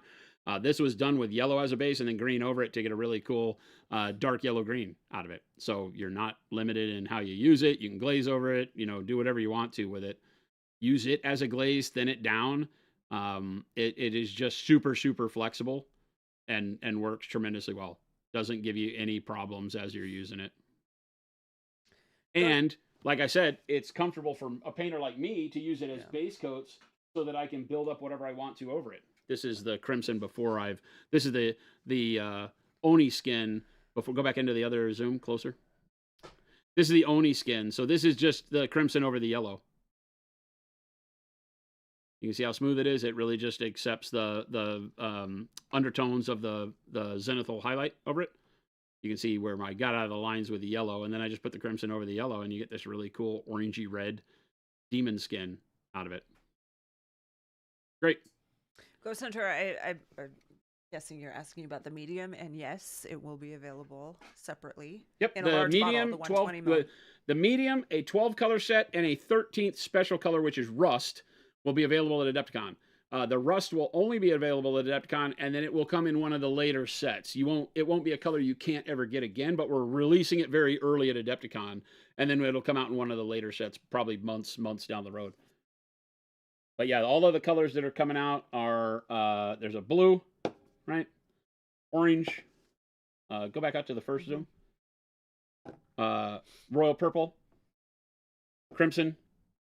Graphite green, warm yellow, shadow flesh. I believe this is dark green brown. I don't know what this is. What is this? Oh, this is the dark yellow green. No, this is the dark green brown. I don't know what that is. Oh, that's graphite. Graphite, which is gray. Right? Warm brown, rust, blue black, which is the black, and then the medium. So those are the colors that are coming out at Adepticon. And we've been using them on models constantly. So they hold up. They give you great coloration. I've been using them on tons of these Conquest models without any fear at all. And like I said, I don't have to feel like I've got to use very complicated or advanced techniques to get them to work. If I wanted to bring that model up to display level, I can start and really just make it happen. They're great. The finish, Hoblin Gobby, Hoblin Gobbies. I love it. Said the finish seems to be eggshell or satin. It is matte. When you load a color over another color over another color in thin layers, it will break the matte. You will start getting to more of an eggshell. Or I guess eggshell is more satin than satin. I don't remember. I don't know. It's not super shiny. And what you've seen here as the testers also don't have the correct matting agent in them. So a lot of the colors that you're seeing are not quite as matte as they will be in production. We're going more for testing of color on everything that you've seen so far. But we are in production this week and next, I believe. So we'll start to see the real ones very soon. I won't show all that off on stream until they're labeled and we're ready to release the name and all that stuff. They're not called Special sauce. special sauce. The medium is. We decided we call the medium good. special sauce. Hop into the next Zoom, please. Matt is hyped said, can you ask our fearless leader Jason if whenever he gets done with a model, if he would mind showing the paints used so we can screenshot it or replay it in the VOD? I know sometimes he does a lot of colors, but maybe when he does a simpler one. I'm thinking when you finish a model, Yeah, picture yeah, of we it with could. all I know the that Chris colors. shows the colors a lot of time in the YouTube video Yeah. of the colors we used. It may just be that day. So when we get done, yeah, that would it'd be pretty easy for us to like do a post. We don't do that right now. I don't really finish models very often. Oh, it's sad but true. You're using them to teach, and when the topic has been covered thoroughly and there's still stuff left, it's okay to put one down and start something new. That's my thing, right? Is that we typically pick up a model to show off a particular thing, and then I'm done with that thing, and I put the model away. These models I'm painting to finish, so there will be a lot of finished models coming up soon, and we've already had quite a bit. But yeah, we can do that. I would love to do a post that shows, here's a listing of all the colors I use that we can remember. A lot of times when you go back and watch the shows, you might find that we forgot one or something, but for the most part, we're pretty good about remembering everything we use. JMB and Panda said, I made a paint order during yesterday's stream and it will be here Monday. I'm shocked how fast it shipped. Tell your shipping guys thanks. Yeah, usually within 24 hours. Our that has changed a little bit on weekends just because we are now working 4-day work week. Mm-hmm. And so our fulfillment team doesn't work on Fridays anymore. No. So, but they work longer hours during the week. Yeah, so they're there later. So if you bought it during stream yesterday, that means that we're looking at orders coming in and shipping them almost immediately. Same day, yeah. Because they end at 6. They are amazing. We have a really good crew. Do we have a price point on the set for the special sauce colors? The what? The special sauce colors? I think the set is like they're gonna be in that $6-7 range for the paints.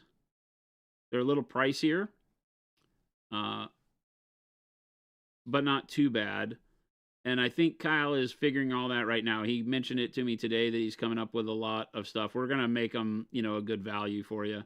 And the sets are always priced at 10 to 12% off, so you'll like it. And yes, the medium will be in the 120, 120 ml bottles for the medium. Yep. Primers and things like that. Yep. Lots of medium.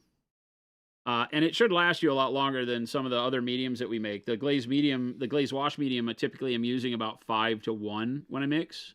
I found that the special sauce medium, I'm more like 2 or 3 to 1. So, maybe 60% or 40% savings using 60% as much as some of our other mediums. You use a lot of noosh when you use noosh. You use quite a bit of glazed wash medium a lot of the time. The special sauce doesn't take quite as much to get the paint to go. It's really just going to be, how opaque do you want the finish? And you can use the special sauce medium and then water to lower the opacity a little bit, so you don't wind up using as much um, to get the effect you're looking for, which I think is really great. Zephyr said, been following GW since the 80s. This tree miniature is the best painting I have ever witnessed. What? Is there a risk of over detailing? The loincloth now seems quite bright relative to the rest of the figure. Oh, yeah, I'm going to glaze over Yep. all of this, right?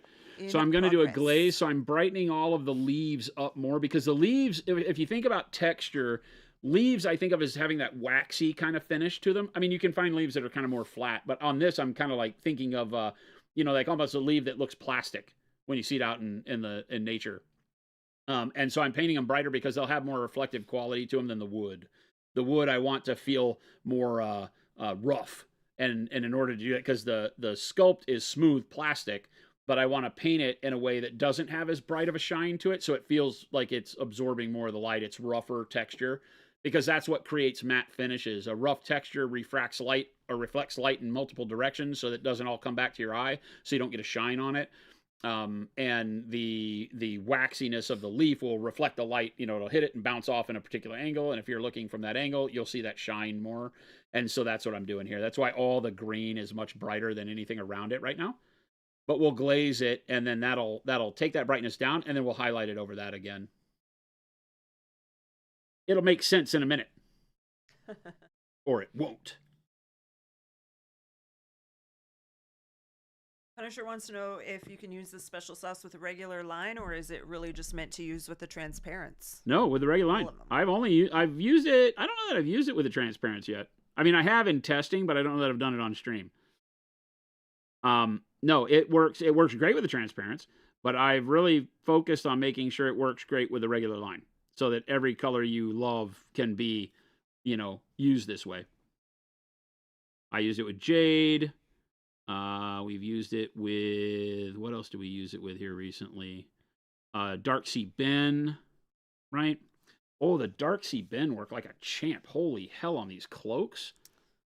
The Dark Sea Ben was awesome. Then I just went in with the faded green and did the highlighting on it, but it made all of the cloaks and stuff on these guys just pop immediately, right?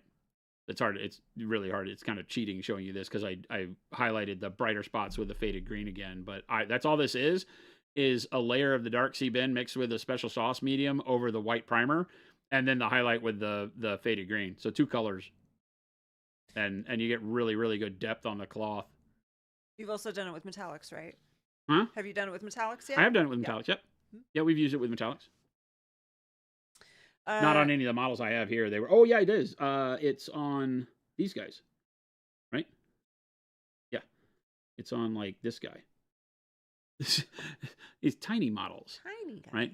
Yeah, this was like magnesium. I'm going bigger. Done over the deal. So we mixed the special sauce with magnesium. This is all special sauce. These are literally just the special sauce colors raw, and then the metallic is the only thing that isn't. The green I think I mixed with dark yellow green. There's like the warm brown and the purple and all that. So this is literally just the graphite gray on the bottom skirt. This is literally just all special sauce. The flesh tone, the shadow flesh on the skins. That's it. There's no highlighting or anything done on these. These were just really quick, just seeing like if I could do a model, super fast and get the base colors on there and really like it. It's fine. The vibrancy is great. So we did a squad of guys from Baron's War like that. And this is all just 100% those paints. No highlighting or anything yet. So it gets you to a really good level very, very quickly. And you can even see the shading in the metallic. Works like champ. Like I said, I'm using it on damn near every model, where I would never use contrast or speed paints on anything. They just don't fit my style. They don't do anything for me. I wind up spending more time repairing the look of them to match what I want than actually painting. Dan would like to know if you can speak at all about why the contrast speed paints and our version too, the special sauce, why are they more expensive? Oh, the formulation costs a lot more. In our case, it's the resins that we use and some of the chemicals that make the paint properties to flow correctly. without being a wash, right? You know, the washes cost a little more because they have to flow in a particular way. And you can't just add more of, you know, what's in standard paint. And those things that we use only the best. So our product costs a lot more. I know the competition isn't using the same stuff, so that I can't tell you. The matting agent that we use is a real beast in order to keep the special sauce matte, because matting agent doesn't like to work in certain situations like this. But same thing that we do with our washes, although we had to use a different matting agent even than our washes, and our washes are pretty matte.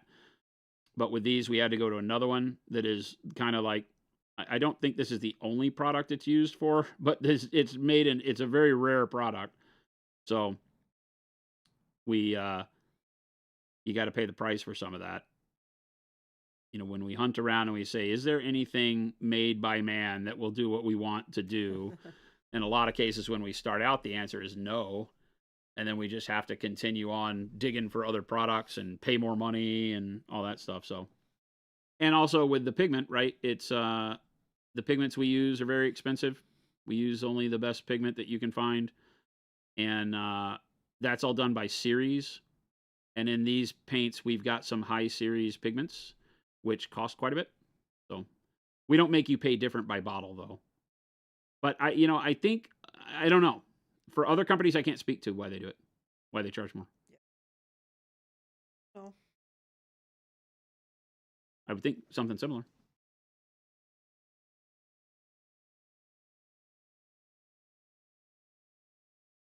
But our pricing is also technically lower than everybody else on these paints because we give you more. Remember, our bottles are 22 mil. And that's really a lie. The bottle itself is 25 mil. We just put 22 mil of paint in it so that there's some breathing room in the thing and doesn't overflow on you immediately when you buy it. But some of it's 22 or more, 22 or greater mil in our bottles, and so you get more paint at a very competitive price. But we'll have it very valuable for you. I think you'll be happy. Yeah. Moose. Dan McGrath. I see Dan That was a McGrath tough in one. there. My base that arrived today, I was 90% Vallejo, 10% Citadel before. Looking forward to grabbing the expansion sets from the first test. The paints are beautiful, fantastic consistency and coverage. Nice. Thank you. Nice. He asked also later your latest Yes. Caucasian skin recipe with a We'll full get line. there. I'm really liking burnt umber, advanced flesh tone, and peach flesh right now. I've been using a lot of that. But dark flesh, shadow flesh, tan flesh is always great too. Burnt umber, shadow flesh, tan flesh. It really is just, I grab a dark one, I grab a mid-tone, and I grab a highlight. And though these can be any of those values that I grab, doesn't matter. If I'm doing more like Middle Eastern, South American, even African skin, then I will do like black brown and then advanced flesh tone, or black brown, burnt umber, advanced flesh tone. And advanced flesh tone can actually kind of be your highlight if you're doing African flesh, doing it that way. But it's all the same color range. And then I just pick, do I want it more pink or do I want it more olive or more yellow? You know, how am I, what am I looking for at the finish line? And then you vary that up, right? Because we painted some faces here recently, right? And these were all done how? How did we do these? These were all done in 3 different ways. But all 3 of these were done kind of in that, burnt umber, advanced flesh tone, maybe some flesh wash, and then like tan flesh mixed in, stuff like that. This was 3 different ways of painting faces. I think this is up on our YouTube channel. So I can't even remember which is which now, but there was one where we just did base highlight, wash highlight, simple. Then another one we underpainted. I think this one we underpainted, maybe. And then this one we just layered up. I just tell you 3 quick ways to paint that give you very similar results and can let you just choose what you're most comfortable with. How long ago would that have been? I don't remember. It's been months. Oh. That was probably a November-ish kind of timeline thing.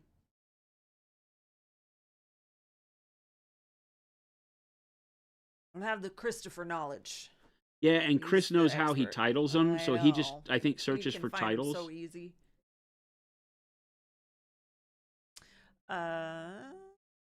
Yeah, Nine Red Tails. I just put the store locator link up there. Wayland, you should be able to find them at Wayland. Oh, Yep. look at Christmas sushi. Look at Chris. Thank you, Christopher. Chris, you're sick. Stop working. Yeah, go Enjoy your rest. day off. Get well. Quit it. That's the full VOD, he said. Working that guy. Yeah, Chris has got the magic because, like I said, he knows how he titled. Yeah. All right, so now we're ready to glaze over the leaves, right? I've got a pretty good value set up. I might not be perfect on it. I might need to be a little bit darker on the shoulder where the wood overlaps it, but whatever. We can refine that as we go. I'm not doing much on his crotch portion of his leaves. That's fine. Really just this back portion. I guess I could do a little bit over here. These sneaky little spots. Back to Red Tails, the link shows the stores where you can find it in your area. We also have direct shipping from our EU website to the UK. You can check that out as well. Yeah, we have an office in France. I don't know if there's a command for that. MonumentHobbies.eu Is the website, yes. So we ship direct from our Monument Hobbies location in Plymouth in France. The wonderful Mally Anderson, his wife, and they ship all of our product direct from there. So if you're in the EU, you can shop direct with us. I could ban Chris and make him go get some rest, but I'm not going to. Oh my God, for real though. Christopher, you're doomed. Shasra asked, how do you feel about acrylic inks? Would you ever make a set? No, because we made our transparent paints to replace the need for inks. I've used inks forever, but they have a weird sheen to them. They do not have, even acrylic inks do not have a resin strong enough to really be comfortable painting 3D models with. You usually wind up varnishing or painting over them to really give them to lock in. If you've ever painted with inks, you know that if you over wet a surface over the top of them, they can move and strip away. So we made the transparent colors, and all the transparent colors are single pigment, lower opacity paint straight out, super high vibrancy, super high pigment load like inks, but have the same resin as all of our Pro Acryl paints so that they actually lock onto the surface and form a really good protective coat of color. And you can thin them down, spray them, do whatever you want, mix them with other colors. They're high vibrancy. You can thin them down and layer them into shadows the same way you would with an ink. Everything you use an ink for, you can use our transparents for. That's why they exist. They make that a lot easier. All right, so now I got to pick a color. I think wow, bright yellow green maybe? I think bright yellow green. Because then it's not too yellow. Let's do that. Get a cup. Mm-hmm. Cooper said, how did you know you wanted to sell paints? Well, we did Make want paint, to sell you mean? paint. Yeah. We never wanted to sell paint. Yeah. We didn't think we'd make, well, we started out by making paint. One color. White. White. White sucks, so we made white. And everybody loved our white so much that we had to figure out. It really was a matter. Until we made more. It was a matter of not being able to figure out how to produce the white in large quantities in a way that was cost effective without having more paint than just white. So in order to get the machinery and the facility to be able to make white paint in a more automated manner, we had to do all the rest of the colors. So we went out on a journey. A lot of people in chat may have been here for a long. This was back in late 2016, early 2017. We started testing paint from suppliers all over the globe that we talked to.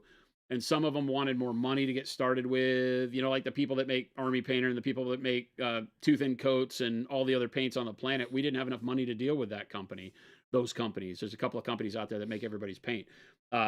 We talked to the people that used to make Citadel's paint. We talked to all these manufacturers, and it was like either they didn't have the knowledge to make the paint that I was wanting to make the way I wanted it. Their facilities didn't really make paint that way. So they had the knowledge, but they couldn't do it.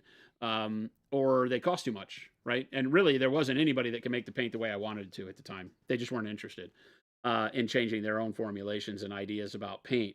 And so we thought we were lost, and then we wound up finding a lab that was willing to work with us to formulate the paint the way we wanted it, and we went on and tested it. We released it in 2018, Black Friday 2018, and it's been a hell of a ride ever since. Yep. So that's it.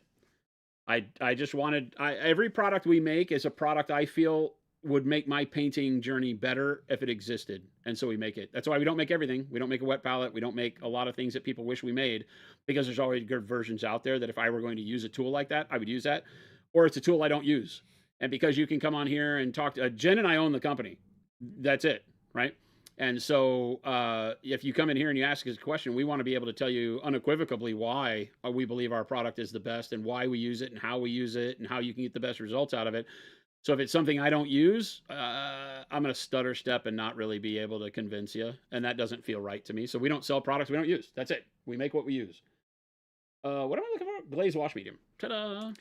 Red Tails, have a great night and a great weekend. And we're here Monday through Friday from 2 to 4. I don't know what time it is where you are, but it is 3:41 here. So we got about 20 minutes left. This is our normal time, Monday through Friday. So hopefully you'll be back again next week. Hooper, thank you. All right, so this is my highly qualified mixing method. It's why I buy only graduated cups that have numbers on the side, so that I can tell you that you add about that much.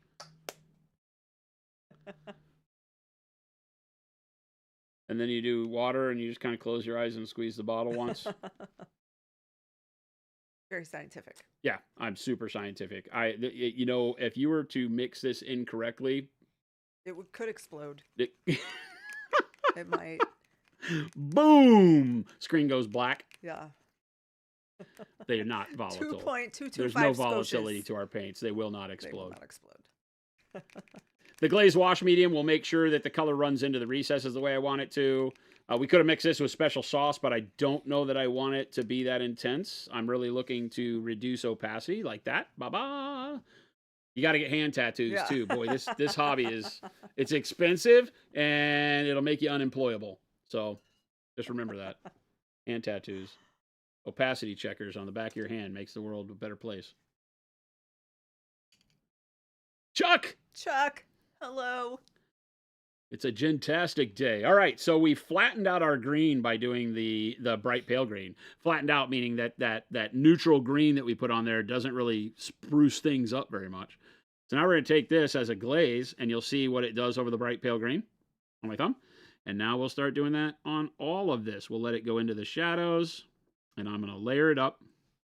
Whenever I do stuff that is glazing like this, I usually start with my paint way too thin from an opacity standpoint, not water standpoint. I don't want it to run everywhere, but I want to be able to layer it up so I can get the color just the way I want it.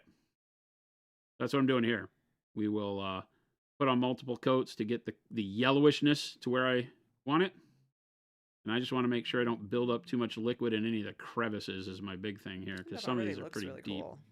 Huh? That already looks really cool. Yeah, right? It's just changing it slightly. Yeah. But rather than mix that color that doesn't exist in our line, because it's like a pale yellow-green, we just don't make that color. You're not ever going to be able to find the right color all the time. So how do you do it? A lot of times you can say, well, rather than mixing, I'll put one color over the other, and that'll save me a lot of time. Saves you a lot of hassle on your palette. You know, you've always got the mix you want. Jade's here too. Hi, Jade. Jade. Who is that? Commander Ken said, if your cup is that yellow, get some hydration in you stat. What? Yes. That is not a pea cup. Someone had asked how I felt about when we made paint. And, I mean, I quit my job because I believed in it. So. And she retired this year. There's that. And this year I retired.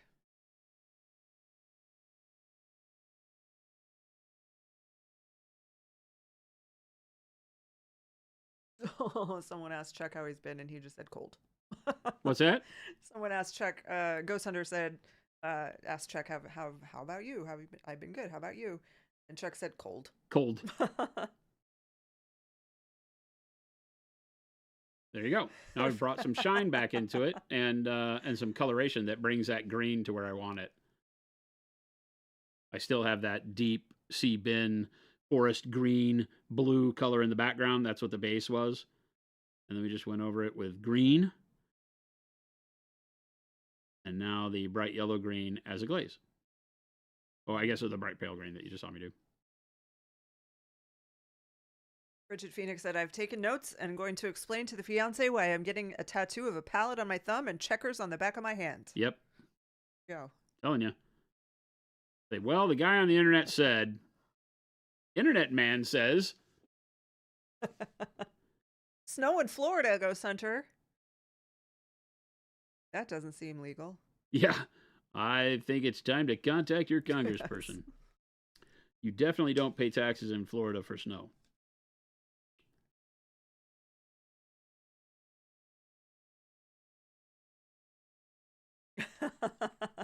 Boiled bunnies was they were talking about Fatal Attraction. Walked into the house and the kid's bunny was in the big pot on the stove. Was it the kid's bunny? Yeah, it was his daughter's bunny. Oh. Which meant that she had been in the house. Rip violated. That's my recollection anyway. This was violated. The 80s and I was a child myself, so I probably should not have been watching that movie. Violated. Who was the wife in that movie? Oh gosh, I can picture her. Anne Archer? Anne Archer?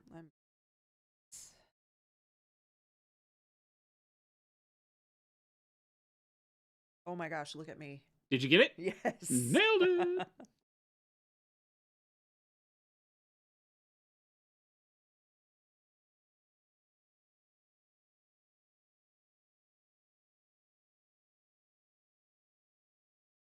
When doing this, you just want to any kind of glazing. Now, this is a little bit more forgiving because of the texture here. We don't have any big, wide open, flat spaces, but typically when glazing, you don't want to stop in the middle of an area. So if you were to consider this whole leafy section a panel here, I wouldn't want to stop in the middle like I just did, because your glaze can dry and give you what you call a tide line. It can create a line of pigment where it dries along an open edge. And then when you come back to paint into that edge, you can wind up doubling your color up and making it to where that line stays. Here, doesn't matter because it's so broken up with the texture of the leaf and the sculpt that you can stop wherever you want. It's not going to cause a problem. You can see I'm taking a bunch of the material off. Another big thing to talk about when painting with very watery, thin paint is that you want to wick most of the material off of your brush to the point to where it almost feels like there's no paint on there. Otherwise, you will load too much liquid into the deep spots or the recesses, which is most likely not where you want your color. There's times where it is not a bad thing. If you're glazing with very dark colors, you might be wanting to go in the recesses. But especially when glazing with light colors, make sure you wick a lot of it off so that what's left will still give you pigment and change the color the way you want, but it never turns into a puddle of color anywhere that you have to chase around, push, and pull on the model to make it work. Kay Shorts, that wash, as Frigid Phoenix said, is pale. It's bright pale yellow, bright pale green, bright pale yellow. What? Bright yellow green. Bright yellow green. Bright yellow green. You got it there. We got there. Bright yellow green. It's a skosh of paint, a smidge of medium, and a blind drop of water. Yes.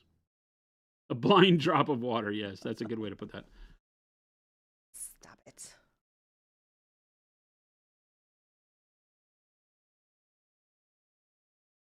Oh, your mom said she just got there. To the house? Yeah. Awesome.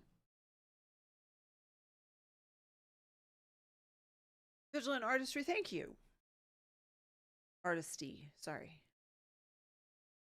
Vigilant said, every time someone asks what paints to use, I can't recommend you guys enough. I love your paints. Thank you. We appreciate that. That means the so world, much. you know. That is like, yeah. Jen and I started this. We didn't have any employees. It's just us. Just trying to figure out how to manage this crazy world, knowing we wanted to do something we love. Jen didn't have any love for miniature painting, but has grown to. I didn't. And is probably the best it. painter I I just know. had no idea. One of the best painters I know. She'll never admit it, but and we've just, through the years just decided that, this really feels right. And it feels right because you guys support the way you do. You hang out with us here on the stream.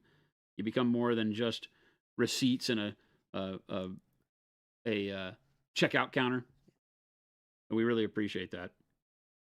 Thank you for making this community so cool. And for taking time to tell us you like our stuff. Yeah. Means the world. Everybody needs some attaboys every now and then, Well, even and me. we do share it with the team too. We Yep. have, we have a team here of 27 people besides the two of us, And then and 2 in Europe. two more in Europe. Yeah, the words that, all the kind words that you guys say here, we pass along to them. Same thing in Discord, emails, all the things that you guys say in praise, we share it with them. They need to hear it too. Really good way to see the difference, right? Right over the shoulder here, where we were, how the bright color darkens up. So somebody was asking earlier how it looked like I made the loincloth too bright. Now you know why. You have to over brighten, because when you glaze a color, any color, over another color, it darkens it, right? It's going to take its vibrancy away and lower that value. Doesn't matter which color goes over. Bright pale yellow green would be good. Too much to say. Anime Bomb said, I have a bold titanium white that's starting to come out like toothpaste. Is there a fix, or do I just get another bottle? A titanium white or a transparent white? Check the label and let us know.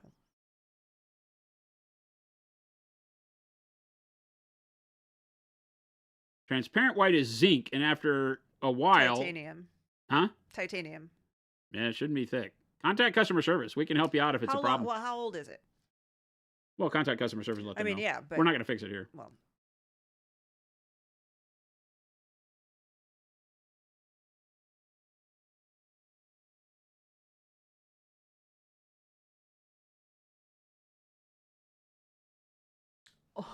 Oh, wait, I missed this. In today's episode of Adventures in Machine Shop, somebody hid a motion detecting fart sound machine in the upstairs office banks and nobody can find it. That's diabolical. Somebody hid it? Yeah. And so you walk in and a fart sound happens? Oh, that's incredible. It's driving the director of R&D absolutely bonkers. Oh, that's awesome. I feel like somehow we're going to end up with a motion detecting fart machine somewhere here in this building. Oh, God. That does sound like a Chris joke.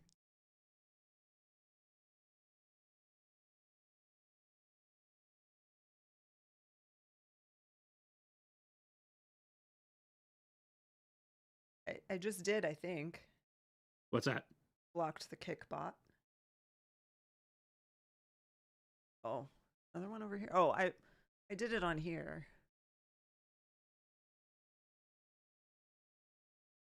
Is it still showing? No. It still shows right here, but I did it in here. It gets rid of it, yeah. Yeah. It might still show up for you in chat, but I did get them. Don't click their link if they put a link in.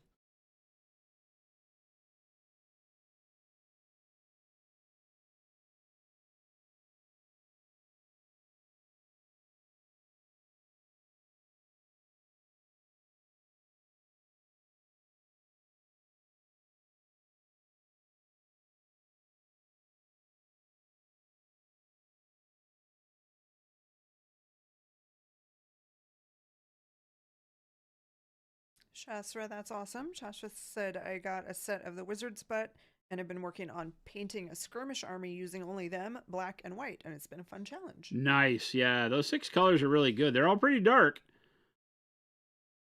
So having the white to tint it up with is going to be good. But yeah, they're great. And that is a good challenge.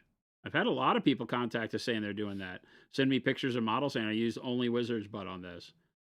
And when I ask them, they're like, nope, just the 6 in the box. I'm like, that's awesome. Makes me want to do that.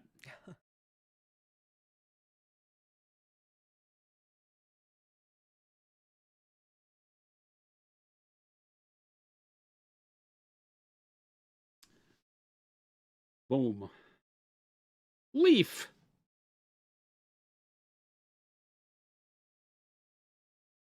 And this I can highlight with like bismuth yellow, maybe? I don't know if I want to highlight it with yellow. The brown moves towards a orangey brown, so I don't know that a pure yellow is what I want on here, but it could look good.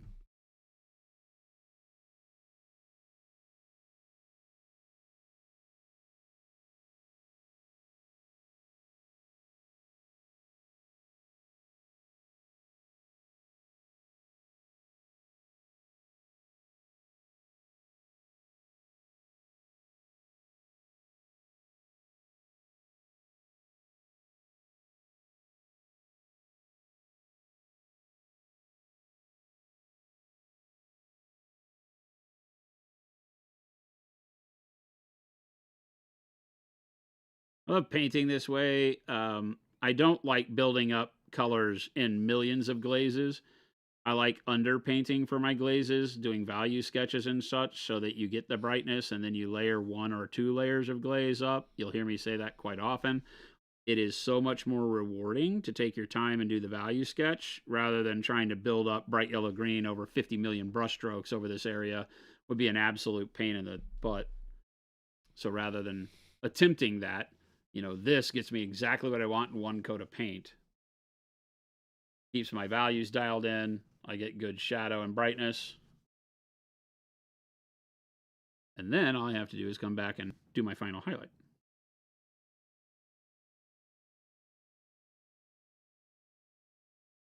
Doesn't mean you won't find situations where you wind up glazing a color a bunch of coats to get a specific blend built up. Can work great there. Here we're not worried about blending because we have such a detailed texture on the sculpt, right? You're not going to blend these leaves. You could. That's not the goal here. We just want color.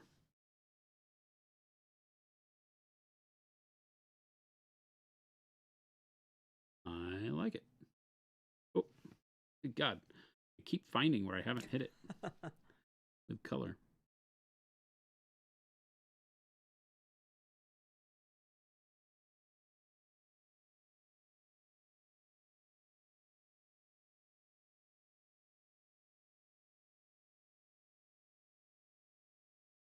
Smart people dry brush this part of the model. I'm not smart.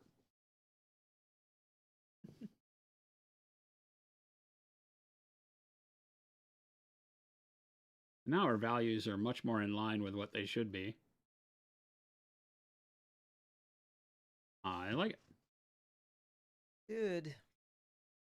For being so quick, it takes longer when you're doing your first model, no matter what you're doing, no matter what techniques or how fast you're painting, just because you're staring at colors and figuring out what works and what doesn't and all that. But for the time that we could actually do these in, now that we know what we're doing, the other two, these come in units of 3, the other 2 will go very, very fast. And it'll be very repeatable. Unless I decide I want to change them up and make them all individual types of trees, which sounds like me, but I don't know if I'm that stupid or not. You're not too smart most times, me neither. I have not gone back to the spider yet. I haven't. I need to. I just haven't. I'm like a kid in a candy store with all this. All these models are so great to me. I find it's like by the time I'm trying to build a lot of models too, and now Chris is building a lot of models, and so we've got so many models to build. I want to do this Leonine Avatara. She's crazy. There's like a snake, like a viper for a tail, and a lion body. Oh. And some sort of weird sphinxy looking female torso. Big ass bow that I don't know how that bow works because it's asymmetrical, but hey, who's arguing? Yeah, really cool. So, you just have such amazing models in this game. So there's always one where I'm like, ooh, what if we painted that? And then we took a break and painted all the models that we bought pre-painted. We bought this army pre-painted. Avian, this cannot be the first time that you're figuring this out. What's that? Avian said, "Wait, Slowfuse has ADHD painting too?" And I said, this can't be the first time you're figuring that out." Yeah, you know this, right? You've met me, right? You've been here for a while. You've met me, right? So, we had these that were we bought these from a guy on Facebook that already had them painted. Can you pop out one? Mm-hmm. Right? And so they came like the one on the right here, or even less. There's ones that don't have any, really finished color on them. So they're at various stages like this. And so we're turning them into, something that is, number one, it's finished, but befits my color schemes and stuff that isn't, because this is all just speed paints. Well, not all. The main body is washes and dry brushing, but he's very smart. He used a royal purple shadow, so he didn't know who I was, so he didn't learn this from me. But that's great. Maybe he's watched the stream, right? I was like, "Do you watch my stream?"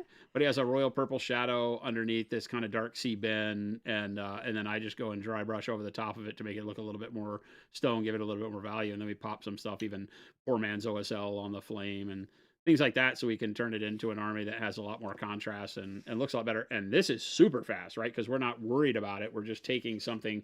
This is meant to show you how you can buy an army that might be painted, but you're like, oh, that's not how I would paint. Who cares? You can use all these colors. I didn't cover any of this up. I just used the same colors, put my own colors over the top, and boom, you can turn an army into something you're really proud of and maybe get it for real cheap. I mean, this is all from Conquest. Yeah, this Conquest? is all Yeah, Conquest for Conquest. no other reason than I really love the models. I'm not a game player very much. Speaking of which, we're going to be painting the, what's it called? The Consumption Beast? I asked Jen like she knows. It's the Consumption Beast. This is next week. So starting on Monday, I'm going to prime it over the weekend. That's crazy. Yeah, in it, it's like this huge maw, right? This big open mouth with tongue. Tongue's got lots of taste bud texture on it. Like 2 layers of teeth. It's insane. Lord. But it has like a head up here, and then this big, kind of pseudo alien, looking back. And then it's a centipede on the tail or something. It's that. really scary looking. Yeah, has all the centipede or millipede looking legs, right? Or like a inchworm on steroids. So yeah, so we're gonna paint this, and we're giving one of these away next week. It is the year of the giveaway. You've probably seen the. I don't know if it's been. Has it been announcing throughout chat? I don't know. Maybe. I don't know if we have to turn that on manual or not, but we Chris will get the stuff going again next week. But we have a year-long giveaway going on. We're giving away something every single week, and next week, Parabellum Games has stepped up and said they want to be part of it, and they're giving away a brand new kit of the Consumption Beast, which can also be the Desolator Beast. It's a lot of their big monster kits can be made one of 2 ways. So it can be made as one of these that has a big gun on the front instead of the big mouth. So this is the melee version, and I really like this. So we're going to paint him next week, and somebody will win one. I don't know what day, because we never know the day of the giveaway until Chris wakes up in the morning and says, today. Today is the day. Today is the day. Oh, that looks really good. Yeah, it looks great. Gannon1427 said, howdy from Australia. Hello! I've just got into this hobby and I just love it. I subscribed to your channel a couple weeks ago and I can't imagine painting now without listening to you guys. Oh, awesome. Unfortunately, setting up, I bought a heap of Vallejo paints, but you guys are so helpful and probably the best Twitch streamers I have come across that all the stuff I buy now will be yours. Thanks for a wonderful Thank you. And I mean it every single time I say I don't care what you paint with, just paint. Yeah. The things that I try to teach here are not reliant on you using our paints, unless it's something very specific with our transparents or one of our mediums that we are the only ones that make that kind of stuff.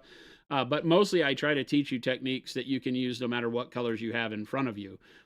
Things that are really great fundamental techniques and tactics to paint and concepts that you can reproduce on your own. So that's great. It does feel like something out of Bloodborne or Demon Souls or something like that, right? It's really, really cool. Earwig from hell, yes. Hard to tell, but is his head the head of one of those Greek-looking guys? No, Mo. On the Consumption Beast, all of the spires are, that's what the same faction that this comes from,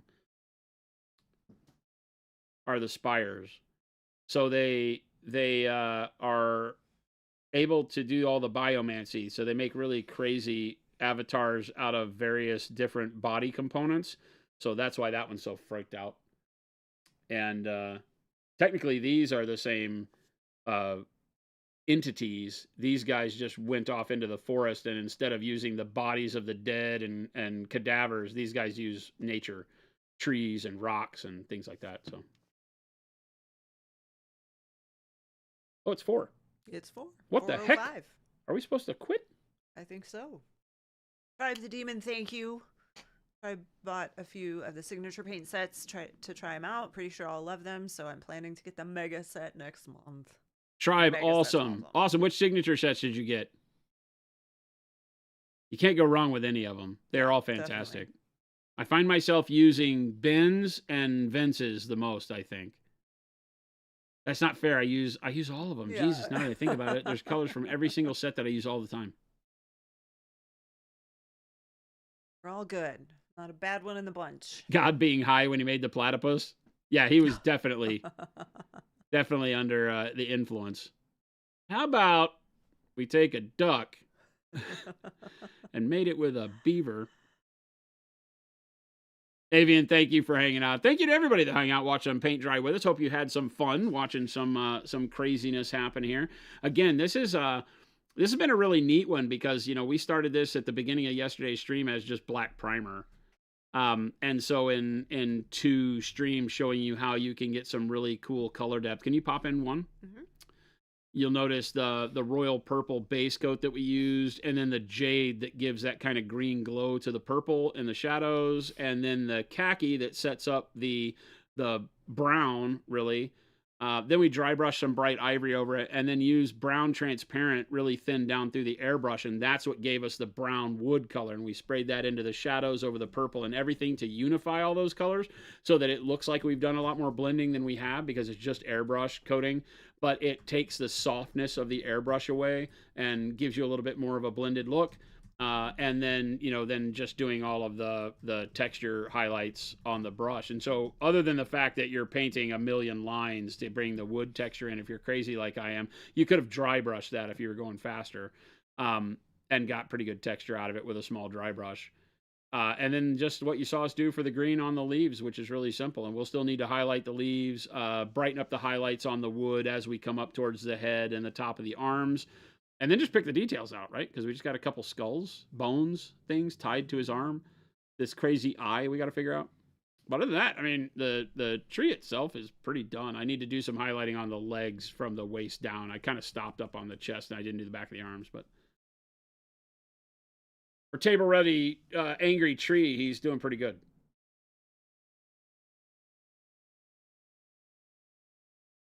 Odin Kane, thank you for being part of this awesome community. Yes. You guys thank us a lot. It's easy for us. You guys show up and give us your very valuable time, hang out, watch paint dry, tell bad fart jokes with us, and ask all the questions. You guys keep the content rolling. So thank you so much for coming up with questions. Hopefully we've been able to answer some. If we missed a question in chat, you can always show back up or go to our Discord. Jen put the link for the Discord up in chat. We've got 60, I don't know, closing in on 7,000 amazing artists just like yourselves in our Discord. And it's a constant conversation of insightfulness and inspiration for your next model. Lots of talking, lots of people willing to help answer questions, not only about Monument product, but about anything you got going on. Great community to join, great friends to be made. We really, really implore you to join over there. If you like what you've seen on stream, it goes on over there 24 hours a day, 7 days a week. We do stream, so make sure you hit the follow or the subscribe button. We stream Monday through Friday, 2 p.m. to 4 p.m. Monument Standard Time. That's Mountain Standard Time here in Arizona from Monument HQ. We'd love to see you back. Every now and then we do Monument After Hour streams. We've got a setup at my house, and sometimes I come in on the weekends and stream here. So you just never know. You might catch one of those rowdy ones. And they're not as insightful, but we have fun. They're fun. 6,629 in the Discord. That's crazy, Brutal That's Burrito. a lot. But thank you so much for joining. Make sure to check out monumenthobbies.com or monumenthobbies.eu if you're in Europe. You can buy our products there. If you've got a hole in your hobby product setup, if you want to try new paint, you need some brushes, all the great stuff that we make, please give us a try.